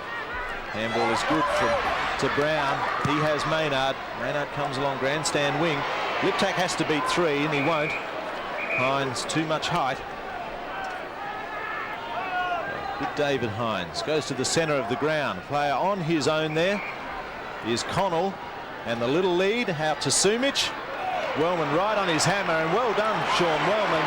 The handball from Warrior finds a former teammate and current teammate in David Brown. Now Ross over the top. Well, knocks the ball to the ground and recovers first. Almost loses it. Gets the handball out to Matty Powell, who's back on the ground. Pedler in front. Ball punched away from behind. That was well done by Walker. And the Eagles will clean up. They've done that very well. Great shepherd by Djakovic, buying some time for the kick coming out. Turnbull. Bond has got it. Well, he dropped it, but he's still got time. Over the top to the 2 former Port Adelaide players. Lyle and Bond combining around the outer side. Off hands. The ball runs free behind Spinks. Can't keep it in. And it will be thrown in. Braden Lyle, like Shane Bond, was drafted by the Eagles in '92 and stayed with Port last season. I know that the winning of this game is not that important, but if the West Coast boys do want to take a grip of this game, it's right now while the Adelaide Crows are still settling. 11-5, 10-6. Crows in front. Langdon is up, hooks it behind well. Schofield got the hand pass away. Bond. Turley. He's warming to the task, although that ball was smothered. Across it comes from Warrior to Brown. Around the outer side, close to the boundary line. Lyle did nicely. Schofield. Like the look of this young player. Schofield kicks inside the 50. It's a beautiful, well, almost found the man going back. That was Connell. There was just centimetres in it. And good defence by Wellman now. Gets it to support Rashudo, in trouble, running backwards. Back to Wellman, who boots it towards the boundary line, and it skids out of play. Well, Visca did well down there. So did Wellman. It was terrific defence. The kick, I thought, was good enough to find the man running to space. Wasn't quite, as the defender stretched every senior, got a hand to it, and that saved the day. Pittman gets it down. Schwert hand passes into the congestion. It comes back to him. He's pushed across the boundary line. A lot of interchange being made by the West Coast, but I would like to see them making it on the interchange area, not just running onto the ground, but anywhere around the ground. Well, both coaches would be taking plenty of notice in this game because, of course, they meet again in the first round of the Foster's Cup here at Football Park. Well read. Pike gets the little kick along the ground. Visca goes in hard and copped one. Cut out now by Schwert. Turley looking for a teammate and has found one. Now the long handball across. The kick is from Lyle. He just lines up the goal, but he's offline and goes through for a behind. How was Lyle regarded as a player here? Because he really impressed me last week against Essendon. Yes, he playing out of the back pocket. He was just starting to make a real name for himself, and he was too good a player to start, at our level. He played there last week in the back pocket. I thought he was terrific. He plays that position very well indeed.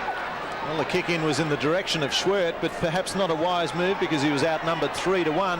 The handball was from Connell. He's looking for a teammate. Brown can't intercept. Rasciuto's in there. Players diving on the ball. Everyone having a real dip. McDermott can't pick it up. Now Anderson. Handball goes up in the air. Waterman's the handball in front of Sumich. Pittman can't cut him off. Sumich off the ground. Comes off the face of Scott Lee, I think, and over the boundary line. Far too many players nowadays, in all teams, are just running off the line of the ball. They must stay behind the ball with their body, and if the opposition want it, they've got to take their body with it. Well, 11-5 plays 10-7. Crows haven't scored this quarter. Wellman now kicks it towards the 50-metre line, and the crowd like this fellow, Eugene Warrior, gets it onto the left foot and looks for Matthew Powell and finds him. Now he's got another player running for him in Rodney Maynard, who's run up the ground. Kick finds him. Turley can't do anything to stop Rodney Maynard from marking that, but he does hold the play up. Handball now from Maynard, finds Jamison, always a long kick, and sends it in long. Pedler, can he get this? No, through his hands. And Turnbull mops up, and Turnbull's done some good work there on the back lines in this term. Pushes the ball out wide. Outer side wing. Well, the attempted spoil far too late, and Turley takes a comfortable mark. Unfortunately for young Pedler, the comparisons are going to be made with Tony Modra, which is very unfair, but they're breaking down at full forward at the moment as Lyle goes around the outer side and the mark is held by Langdon. Very hard to catch the ball, Dennis, when you're not watching it. So Carl Langdon right on the 50. He's kicked one. And fancies his chances from here. Left foot opens up the goal. It's swinging back. It's close, but he's missed it near side. So they creep closer, the West Coast Eagles. I wonder if that guy could kick because he was giving plenty of advice. Yes, they've got on top in defence at West Coast now. This inexperienced lineup up there is the West Coast Eagles just on top back there. Lee to Wellman, who did well. He's run up the ground. Whoops, dropping. Got it to Warrior. Across it comes to McDermott.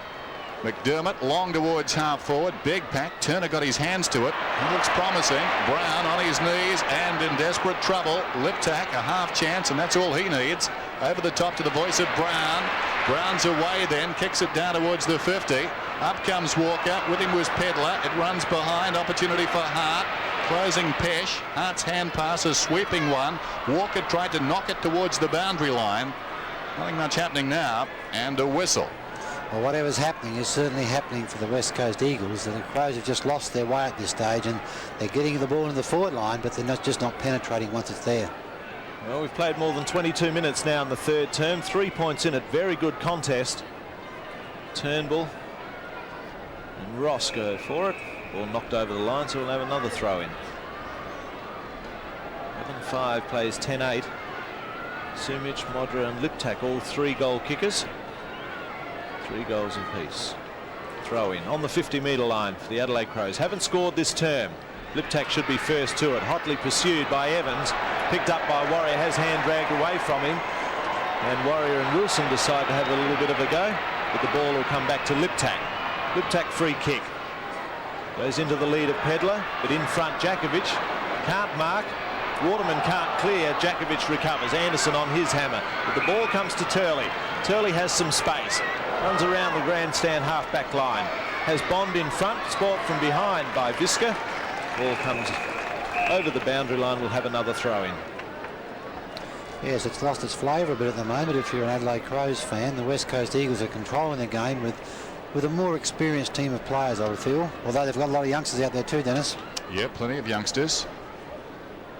Eagles in front. Turley getting better as the game gets longer. Waterman punches from behind, but it should come to McDermott. He has players running for him. Anderson is one. Now Warrior.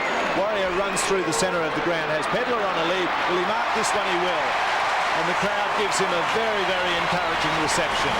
I don't really know how Warrior saw that movement, because it must have been just an instinct flash, because he no sooner he got the ball than he got onto his leg, and yet Pedler was coming out on the move and he found him beautiful. Well, that time he had the eyes right on it and made no mistake.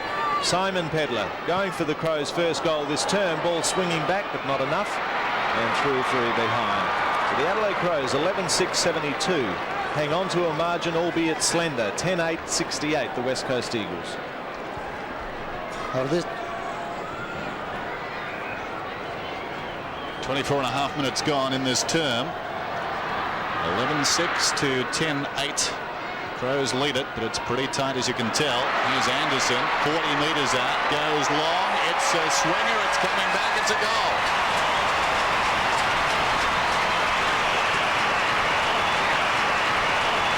Fine goal by Greg Anderson. That stretches the margin, a timely goal. Both their scores coming very late in the term.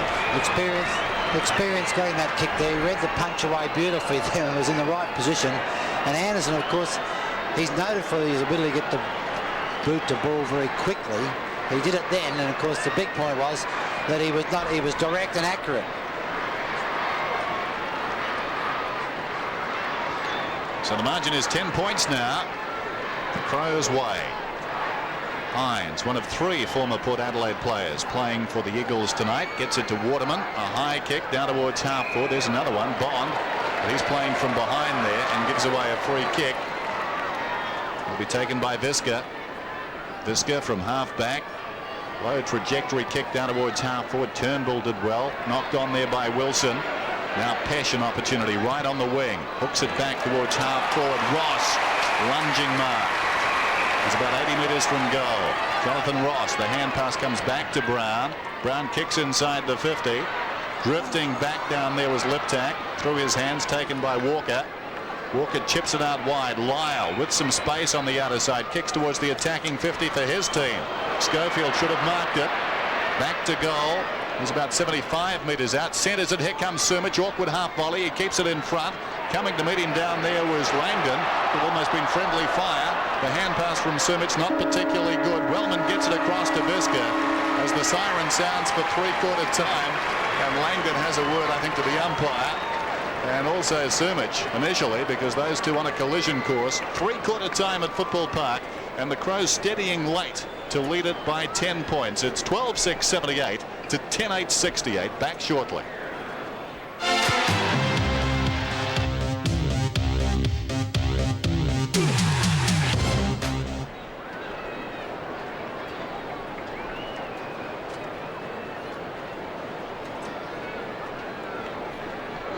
Well, we're going to get a close one by the looks.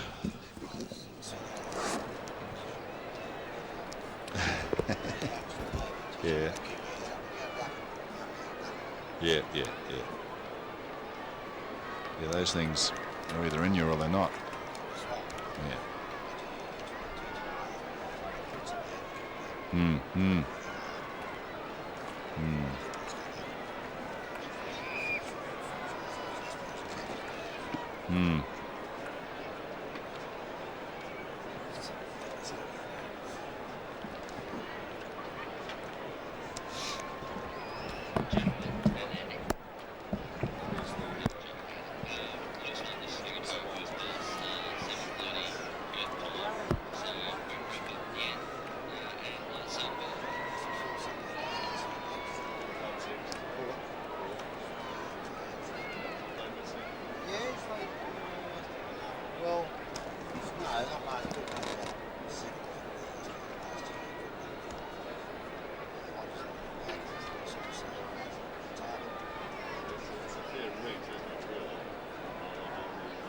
out until the reserve early season to have 12 months. It's a big hike. That is weak. Lead. And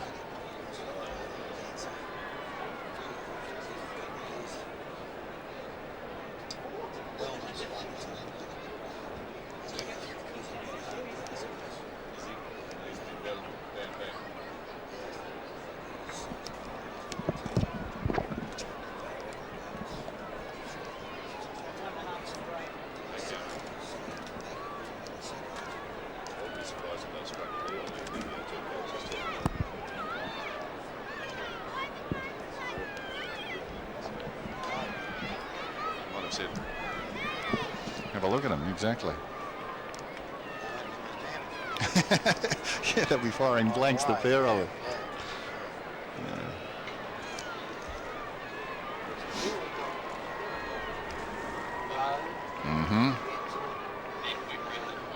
Okay, mate. Okay.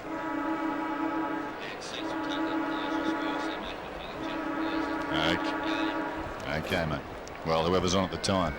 Quick out, Andy, and yeah.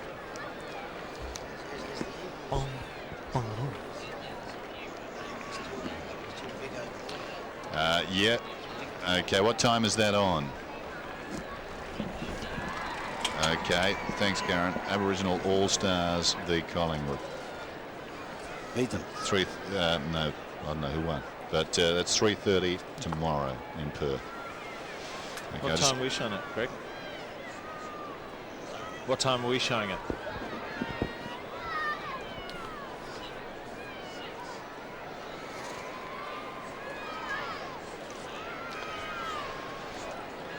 Football Park on a beautiful night here in Adelaide. The margin back to 10 points. The Crows lead 12-6 to 10-8. It was 10 points at quarter time, got out to 24 points at half time. The Crows leading at every break. Just checking the goal scorers. Tony Modra's got 3. He's no longer playing, of course. Didn't reappear after half time. And there was talk that he came off with a slight limp, so we'll follow that closely.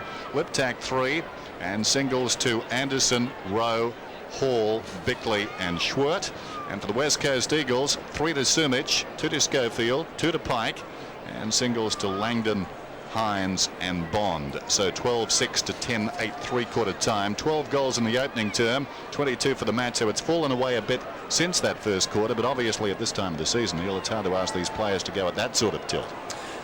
Plus the changes were made by both coaches at half time. I think we could, looking at that third quarter in comparison to the first half, it was just a bit of a nothing quarter. There was no excitement, or very little excitement. The smooth movement just wasn't there, particularly on the Crows side.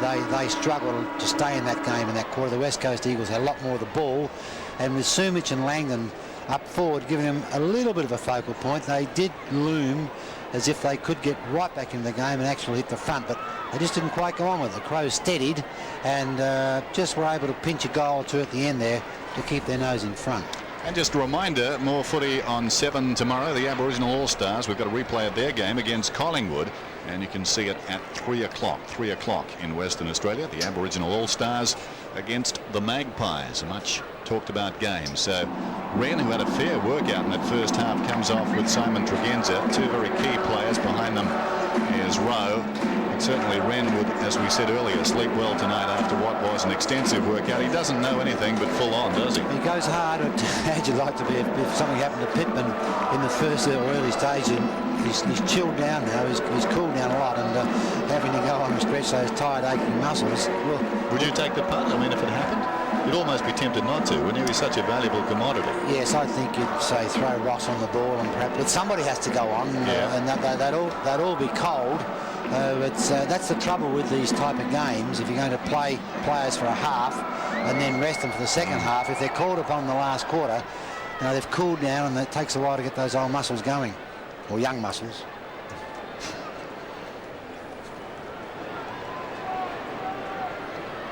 Have you seen the 3 umpires? In triplicate.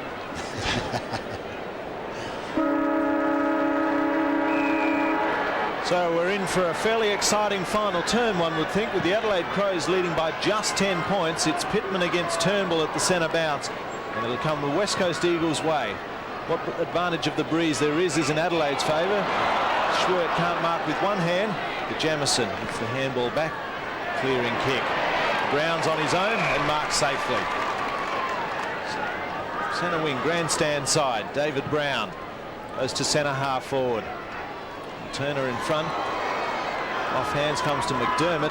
McDermott goes to ground, picked up by Bond, who has been pretty useful.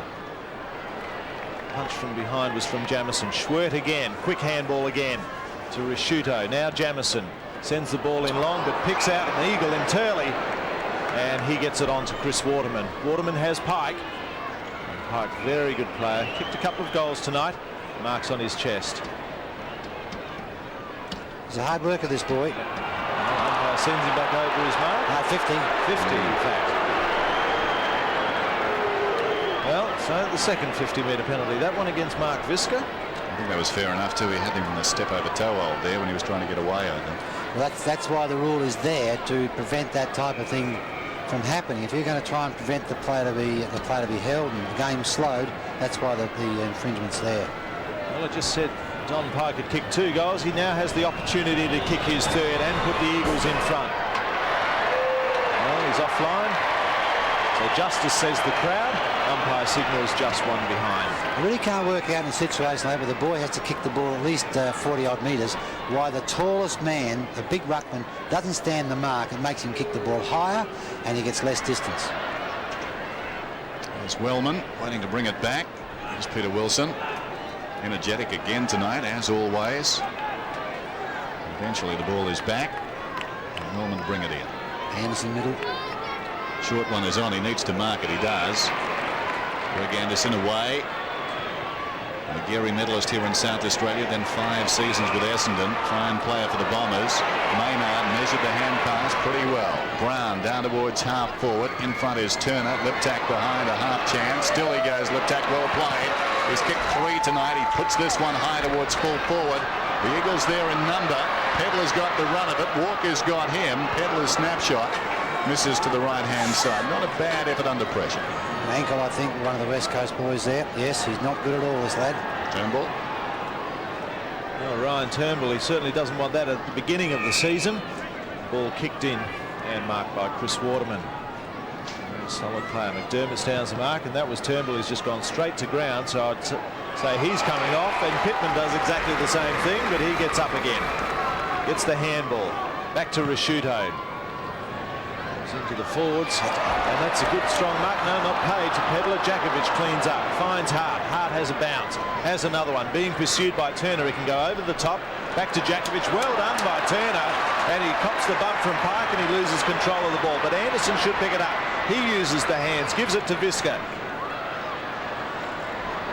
Ross can't control it. Hart has no problem getting around him, swings onto the left foot. Lamb was called out by his teammate. Anderson goes in the middle of them and gets a kick away. Picked up by Jakovic. Well, off the ground by Jakovic at least. So Crows go forward again. Over the 50-metre line. McDermott's the target, punch from behind. This time Warrior with pace can get around his opponent. Get it to round 1, 2. Now dishes off the handball, but it wasn't a good one. McDermott good enough to get it to Powell. Powell sends in a high ball but has no target at all, and a mark easy in defence for the West Coast Eagles through Hart. Hart kicks out to the run of his teammate. This is Spinks again. In fact, that is Spinks. Spinks takes the mark now. Goes over the centre half forward. Langdon's his target. Punch from behind by Maynard. Wellman and Sumich, the Crows in numbers. Visca helps out. Wellman comes away with the ball. And we'll send the Crows back into attack, and well marked by Turner. That's one of the things that young Powell has to learn to do. That's twice tonight he's blazed. You're given eyes, you must use them. Jamieson inside the attacking 50. Pedler on the lead is marked about 40 metres from goal. Peter Turner, as Ryan Turnbull comes off the ground, and that's bad luck. I suppose the only silver lining as far as Turnbull's concerned is, what is it, the 12th of February. He's got a chance to be right for the first game. It's a 4-week ankle, that one, so it'll take a while. Just talking about Peter Turner, he looks a terrific prospect. So mobile for a player of his size, and now Pedler's hit the post about halfway up. Yes, they've had to nurse him along for a couple of years. He's had a back problem, and he's just started to show some true ability towards the end of last year. 12-8, 10-9, played just over 5 minutes in the final term here at Football Park. Early season game, but it's been played at a tempo that belies that. On the outer side, backing out of the pack, I think, was Lamb. Opportunity now for Powell. Still he goes, Powell, from 40 metres out. Again, under pressure that time, but found an eagle. He wouldn't be happy with that. Now Hart's got a problem, but he shows poise and brings a grandstand side intended for Turley and/or the man alongside him, that's Evans. Between the two of them, they work it out. Well, Evans got his kick, but really had no one to kick it to. And just seen over the line by Braden Lyle. Well, there you see Ryan Turnbull's leg.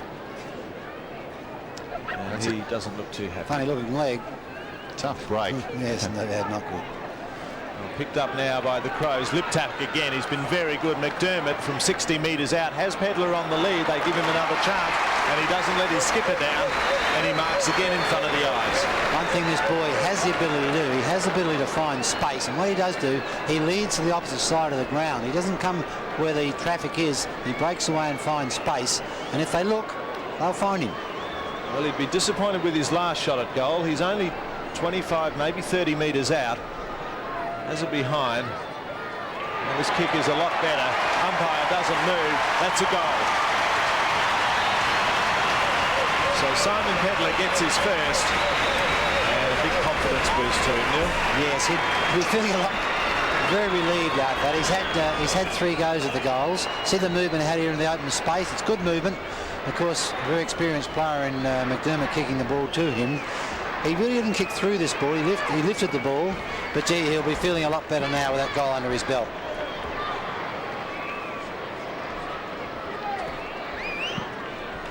Nice little cushion again as far as the Crows are concerned. Up to 17 points. Here's Brown away from the middle. Kicks inside the attacking 50. Well and truly got some depth on the kick, but Walker goes back and claims the mark. In short towards Turley, who lets it bounce right on his own defensive 50. Oh, clever kick, nicely done. Lyle took it. I thought he almost played on across the boundary line.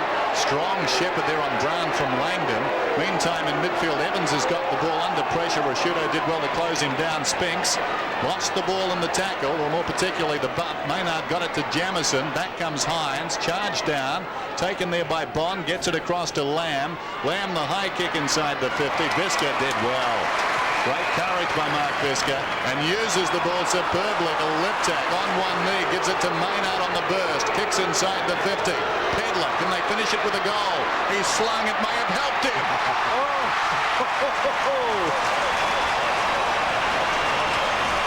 Well, you see that happen occasionally.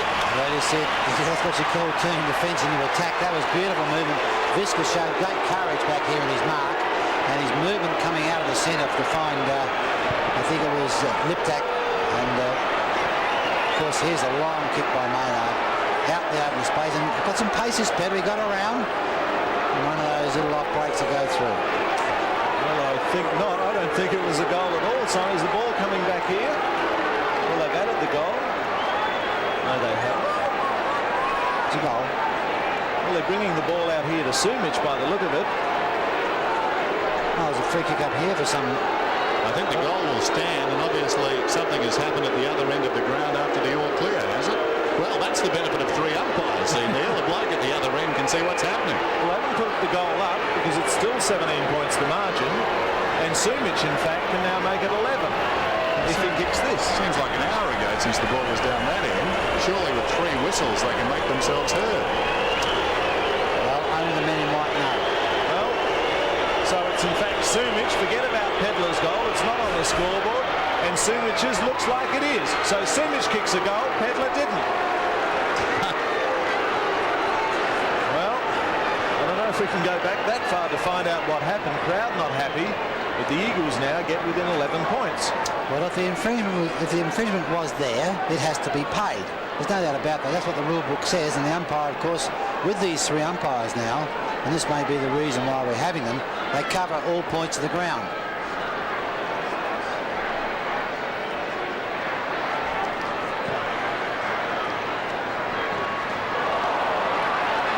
Confusion reigns at Football Park, but the score counts to the West Coast Eagles. Kick goes to the outer side wing.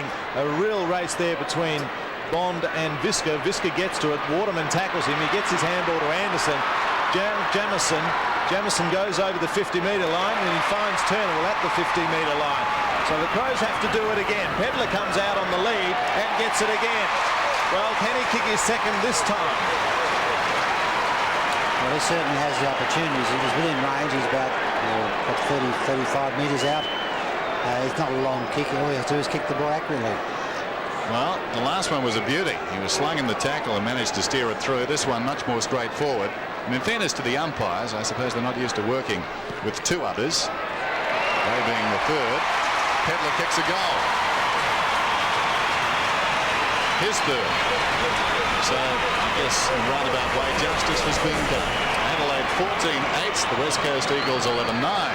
He's moving around a lot better now, young Pedler. He's finding space, and he has pace to get away from the fullback. And of course, if the ball's delivered, any good full forward will catch it. And then, of course, all they have to do is convert.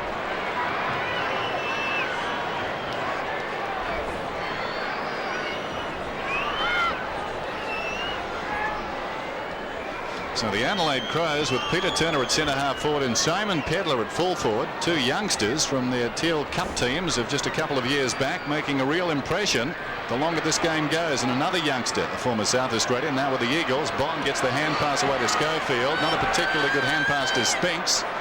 Spinks under pressure has kicked it behind. So it's 11-10 to 14-8. And you get the feeling perhaps that the Crows may have snuck away to what could be a match-winning break. We've played 12 minutes in the final term. And Sean Wellman, another youngster, to bring it in. So their key positions certainly manned in the main by inexperienced players. And the Crows getting a return now after a sluggish beginning to the third term. Lyle goes down and a strong tackle from Jamison. And we'll have a bounce just the attacking side of right centre wing for the West Coast Eagles. Perfect conditions for footy as Hines goes up and thumps it down. Rashudo. Well, the ball came back to him. Could have almost been holding it there. Hines has got it. Nicely done. The kick goes about 15 metres. Connell need to socket it forward. He didn't. Sumich slaps it out. Pike does nicely to Spinks. Spinks kicks it down towards full forward. Lee goes to ground. Schofield was there. Or was it Evans? It was Evans, and the ball bounced through for a behind, but Lee will get the free. Very well played by Scott Lee. 26,395 fans here as Greg Anderson swings the ball out to David Brown. David Brown has some space, being hotly pursued by Pike. Pike can't catch him. He sends it up to the 50-metre line over the top of Ross, and it'll be cleared by Hart. Now Schofield, been a good player, but he can only find Maynard. Hines is too late. Anderson sends the ball in. Pedler on the lead. One bite of the cherry goes to ground. The ball's still with him as the umpire played the mark. He has. So Simon Pedler has the opportunity to kick his third at least. If it wasn't the mark, it's going to be a catch. It's definitely a mark. Yes, he's caught it.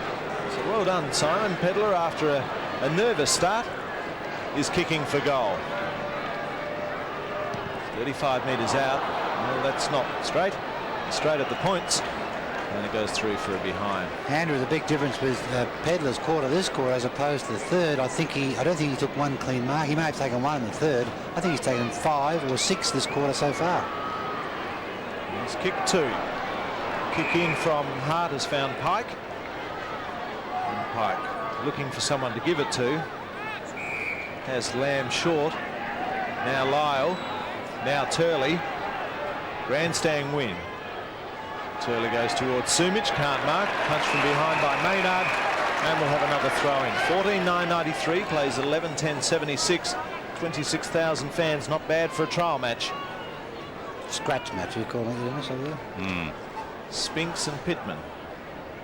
Spinks does best. Sumich gets his kick to the ball. Catch. And over the top is Sumich. He's marked his own ball. And he's there. But the commitment was good. Whoa! And that may well be 50. And Sumich wants to go on with it. Yes, you just can't let personal things come in and take effect on the team game, you've got to be big enough to... He's very lucky he hasn't been reported. Yeah, he could be. Very lucky. And we may hear more. The Crows fans here pretty happy. The umpire didn't do anything, though. He just gave the 50. I think he said it's your kick. Wrong fella. Kicking towards the 50. Hines gets back and controls it pretty well with some time. Kicks for space. Waterman. Connell is on down the ground. He chips it across to Connell. The Eagles need to get a wriggle on. This is Crummell around the outer side. Crummell forward of the wing. Kicks down towards the 50. Up goes Langdon. Couldn't hang on to the mark there. Jamison. Adelaide 14-9. West Coast 11-10. Around the outer side. Crummell gets another opportunity. Got it away to Connell. Waterman. This is Spinks. Spinks about 60 metres out from goal. Well, all the Eagles were up the ground on Leeds. He went for distance. As a result, Schwert is first back. Little chip pass. Finds Pittman. Runners inside. He feeds one of them. This is Pesh. At centre-half back. Pesh through the middle. Too much carry on the kick. Turley will be the first to arrive for the West Coast Eagles across his own half-back line. Turley taking on Liptak out there and did it pretty well. With support. Gets it across to Hart. Hart sends the ball into the centre of the ground and finds Don Pike, a good player for the Eagles tonight. He has a player wide. This is Crummell. He goes back into the centre of the ground, and an unprotected player is Schofield. Kicked a couple of goals, has Jared Schofield. He has another player short in Braden Lyle, and he marks comfortably.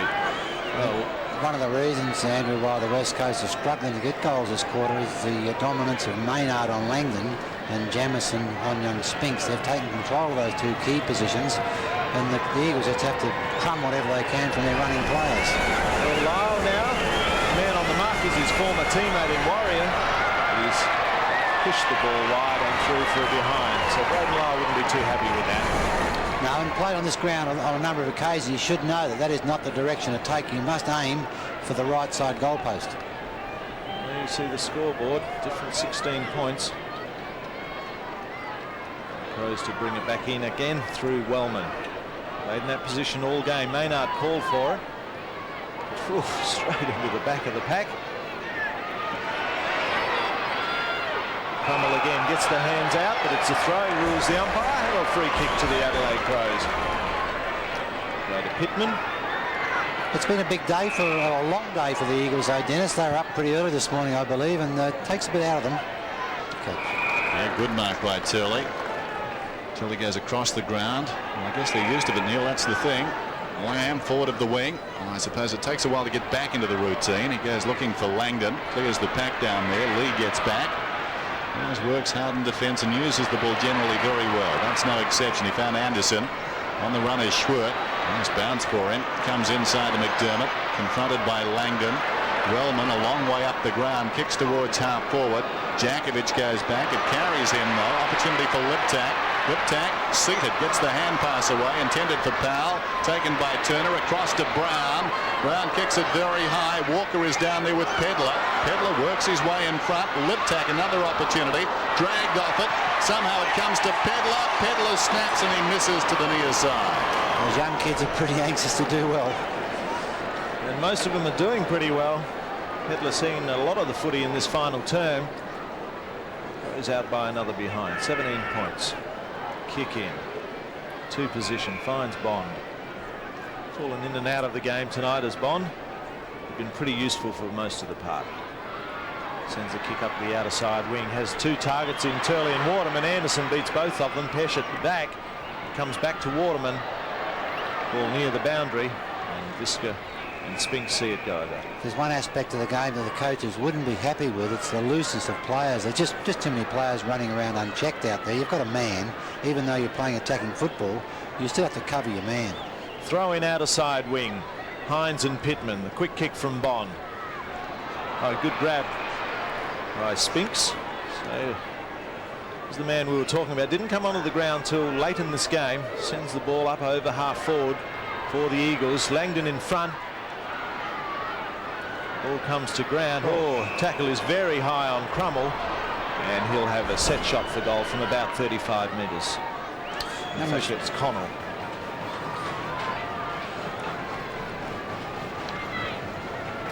So Matthew Connell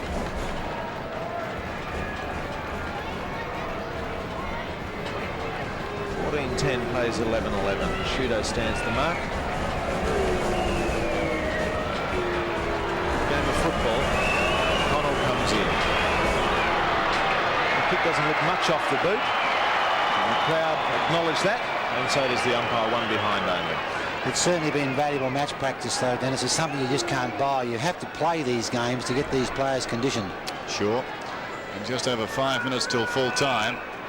Mark Rashudo, who started so well, has been steady throughout. Chips it wide, taken by Maynard. This is Visca, left half back towards the wing. Turley goes up, directs it down to his own advantage, played it pretty well, knocked it across to Spinks. Little chip pass to Lyle. Bond needs to shepherd and does well. Lyle kicks it down towards right half forward. Oh, gutsy mark by Visca. So plenty of that. He's certainly not lacking in that department. Just so brave there, Mark Visca. Schwert gets it across to Rashudo. It goes right across the ground. Now this will suit the Eagles. They could make something of this. Waterman runs to the ball. All the time in the world, Waterman. Now he gives it to Pike. Pike too far out to score. Goes from 60 down towards Sumich. Oh, terrific mark, Maynard. So hasn't he been installed over since the Crows have been involved? Certainly. Pittman in the opposite pocket. He's so good in the air, Maynard. And a misjudgment from Sumich as he tried to work him under the ball. Some players you can, Maynard you can't. Unless you're very lucky. Visca goes short to Schwert. Schwert goes across the ground to McDermott, and you get the feeling they're running this out better, the Crows, which is a bit of a surprise. Here's Anderson forward at the wing, but by the same token the Crows have used more players tonight. This is Turner, very impressive, this young man, and he will kick at goal from about 60 metres, although he's gone back to the wing to take his kick. That's a pretty good looking effort. Hasn't got the carry, not quite. Big leap at the back. Soccer off the ground by Pedler is a goal.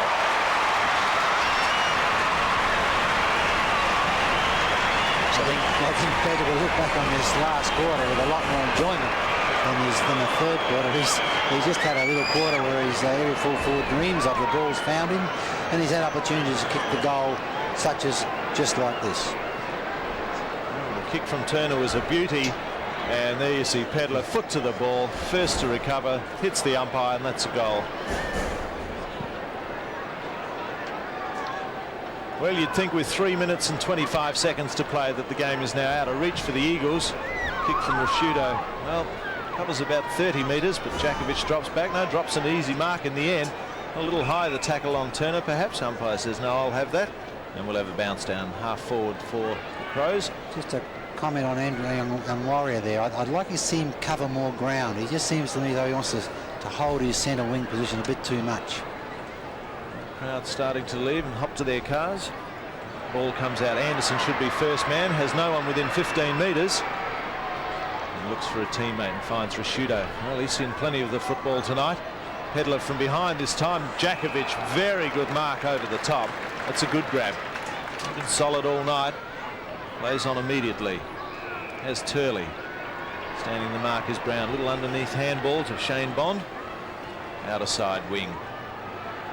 Well, Hines gets away from Pittman. David Hines worked pretty hard tonight too. 15-10 plays 11-12. Now Evans.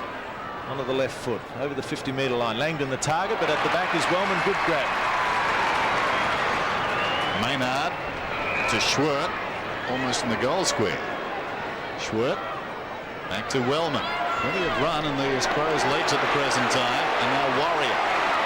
He takes off his second bounce. Going down towards the wing. Not a very good kick though. And behind it should have been punched there by Crummell. As a result, Ross able to take that mark. That won't please Michael Malthouse. Certainly not. Down towards Pedler again. Fisted away down there by Turley. Pesh has the run of it, confronted by Lyle. Simmons in there working for the Eagles. It spills wide to be taken by Crummell. Gets the hand pass away to Connell. Connell sweep it. A hand pass across towards Evans. Evans kick not a particularly good one. Maynard goes back, takes the mark. Rashudo's got it now. Forward of half back. In short, Anderson alongside the centre circle to Jamison. Jamison changes the direction of play. Kicks inside the 50. Pedler under the ball. Well, the Eagles made a mess of it, but Walker has a chance to redeem himself. Gets the hand pass across to Crummell. Crummell's hand pass finds Evans. Coming down to 1 minute to play, and players running this game right out. Comfortable mark taken by Spinks. Half-back line for the West Coast Eagles. They're down by 22 points. So the Crows will win this and keep their trial game record intact. Little kick.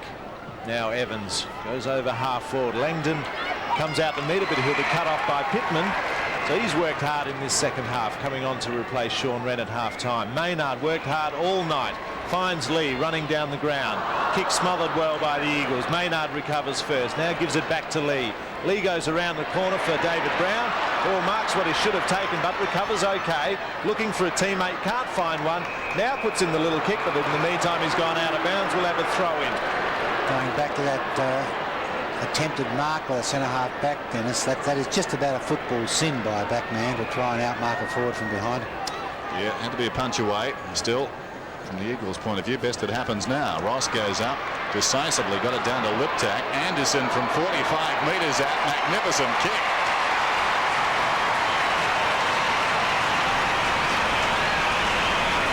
So the Crows, with just seconds remaining, have stretched their lead. 16-10, plays 11-12. Bear in mind it was back to 10 points at three-quarter time. Beautiful hit out there, and that's why Anderson, of course, is so dangerous. He's a goal-scoring wingman. He's like a Matera. They can kick a lot of goals off their wing and hurt the opposition.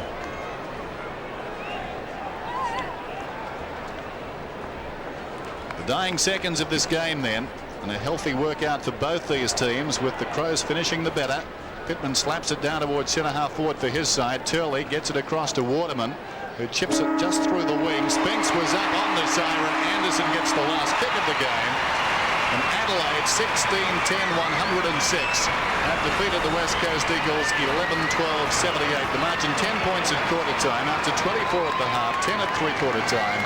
And the Adelaide Crows eventually running out winners by 28 points, 106-78. It was a high-quality match here at Football Park, and we certainly hope you enjoyed it. Peter Sumich, who put 4 goals for the West Coast Eagles, the major contributor for them. Simon Pedler got 4 for the Camry Crows. That's it from Football Park. The Adelaide Crows victors by 28 points. Good night. This has been a 7 Sports production.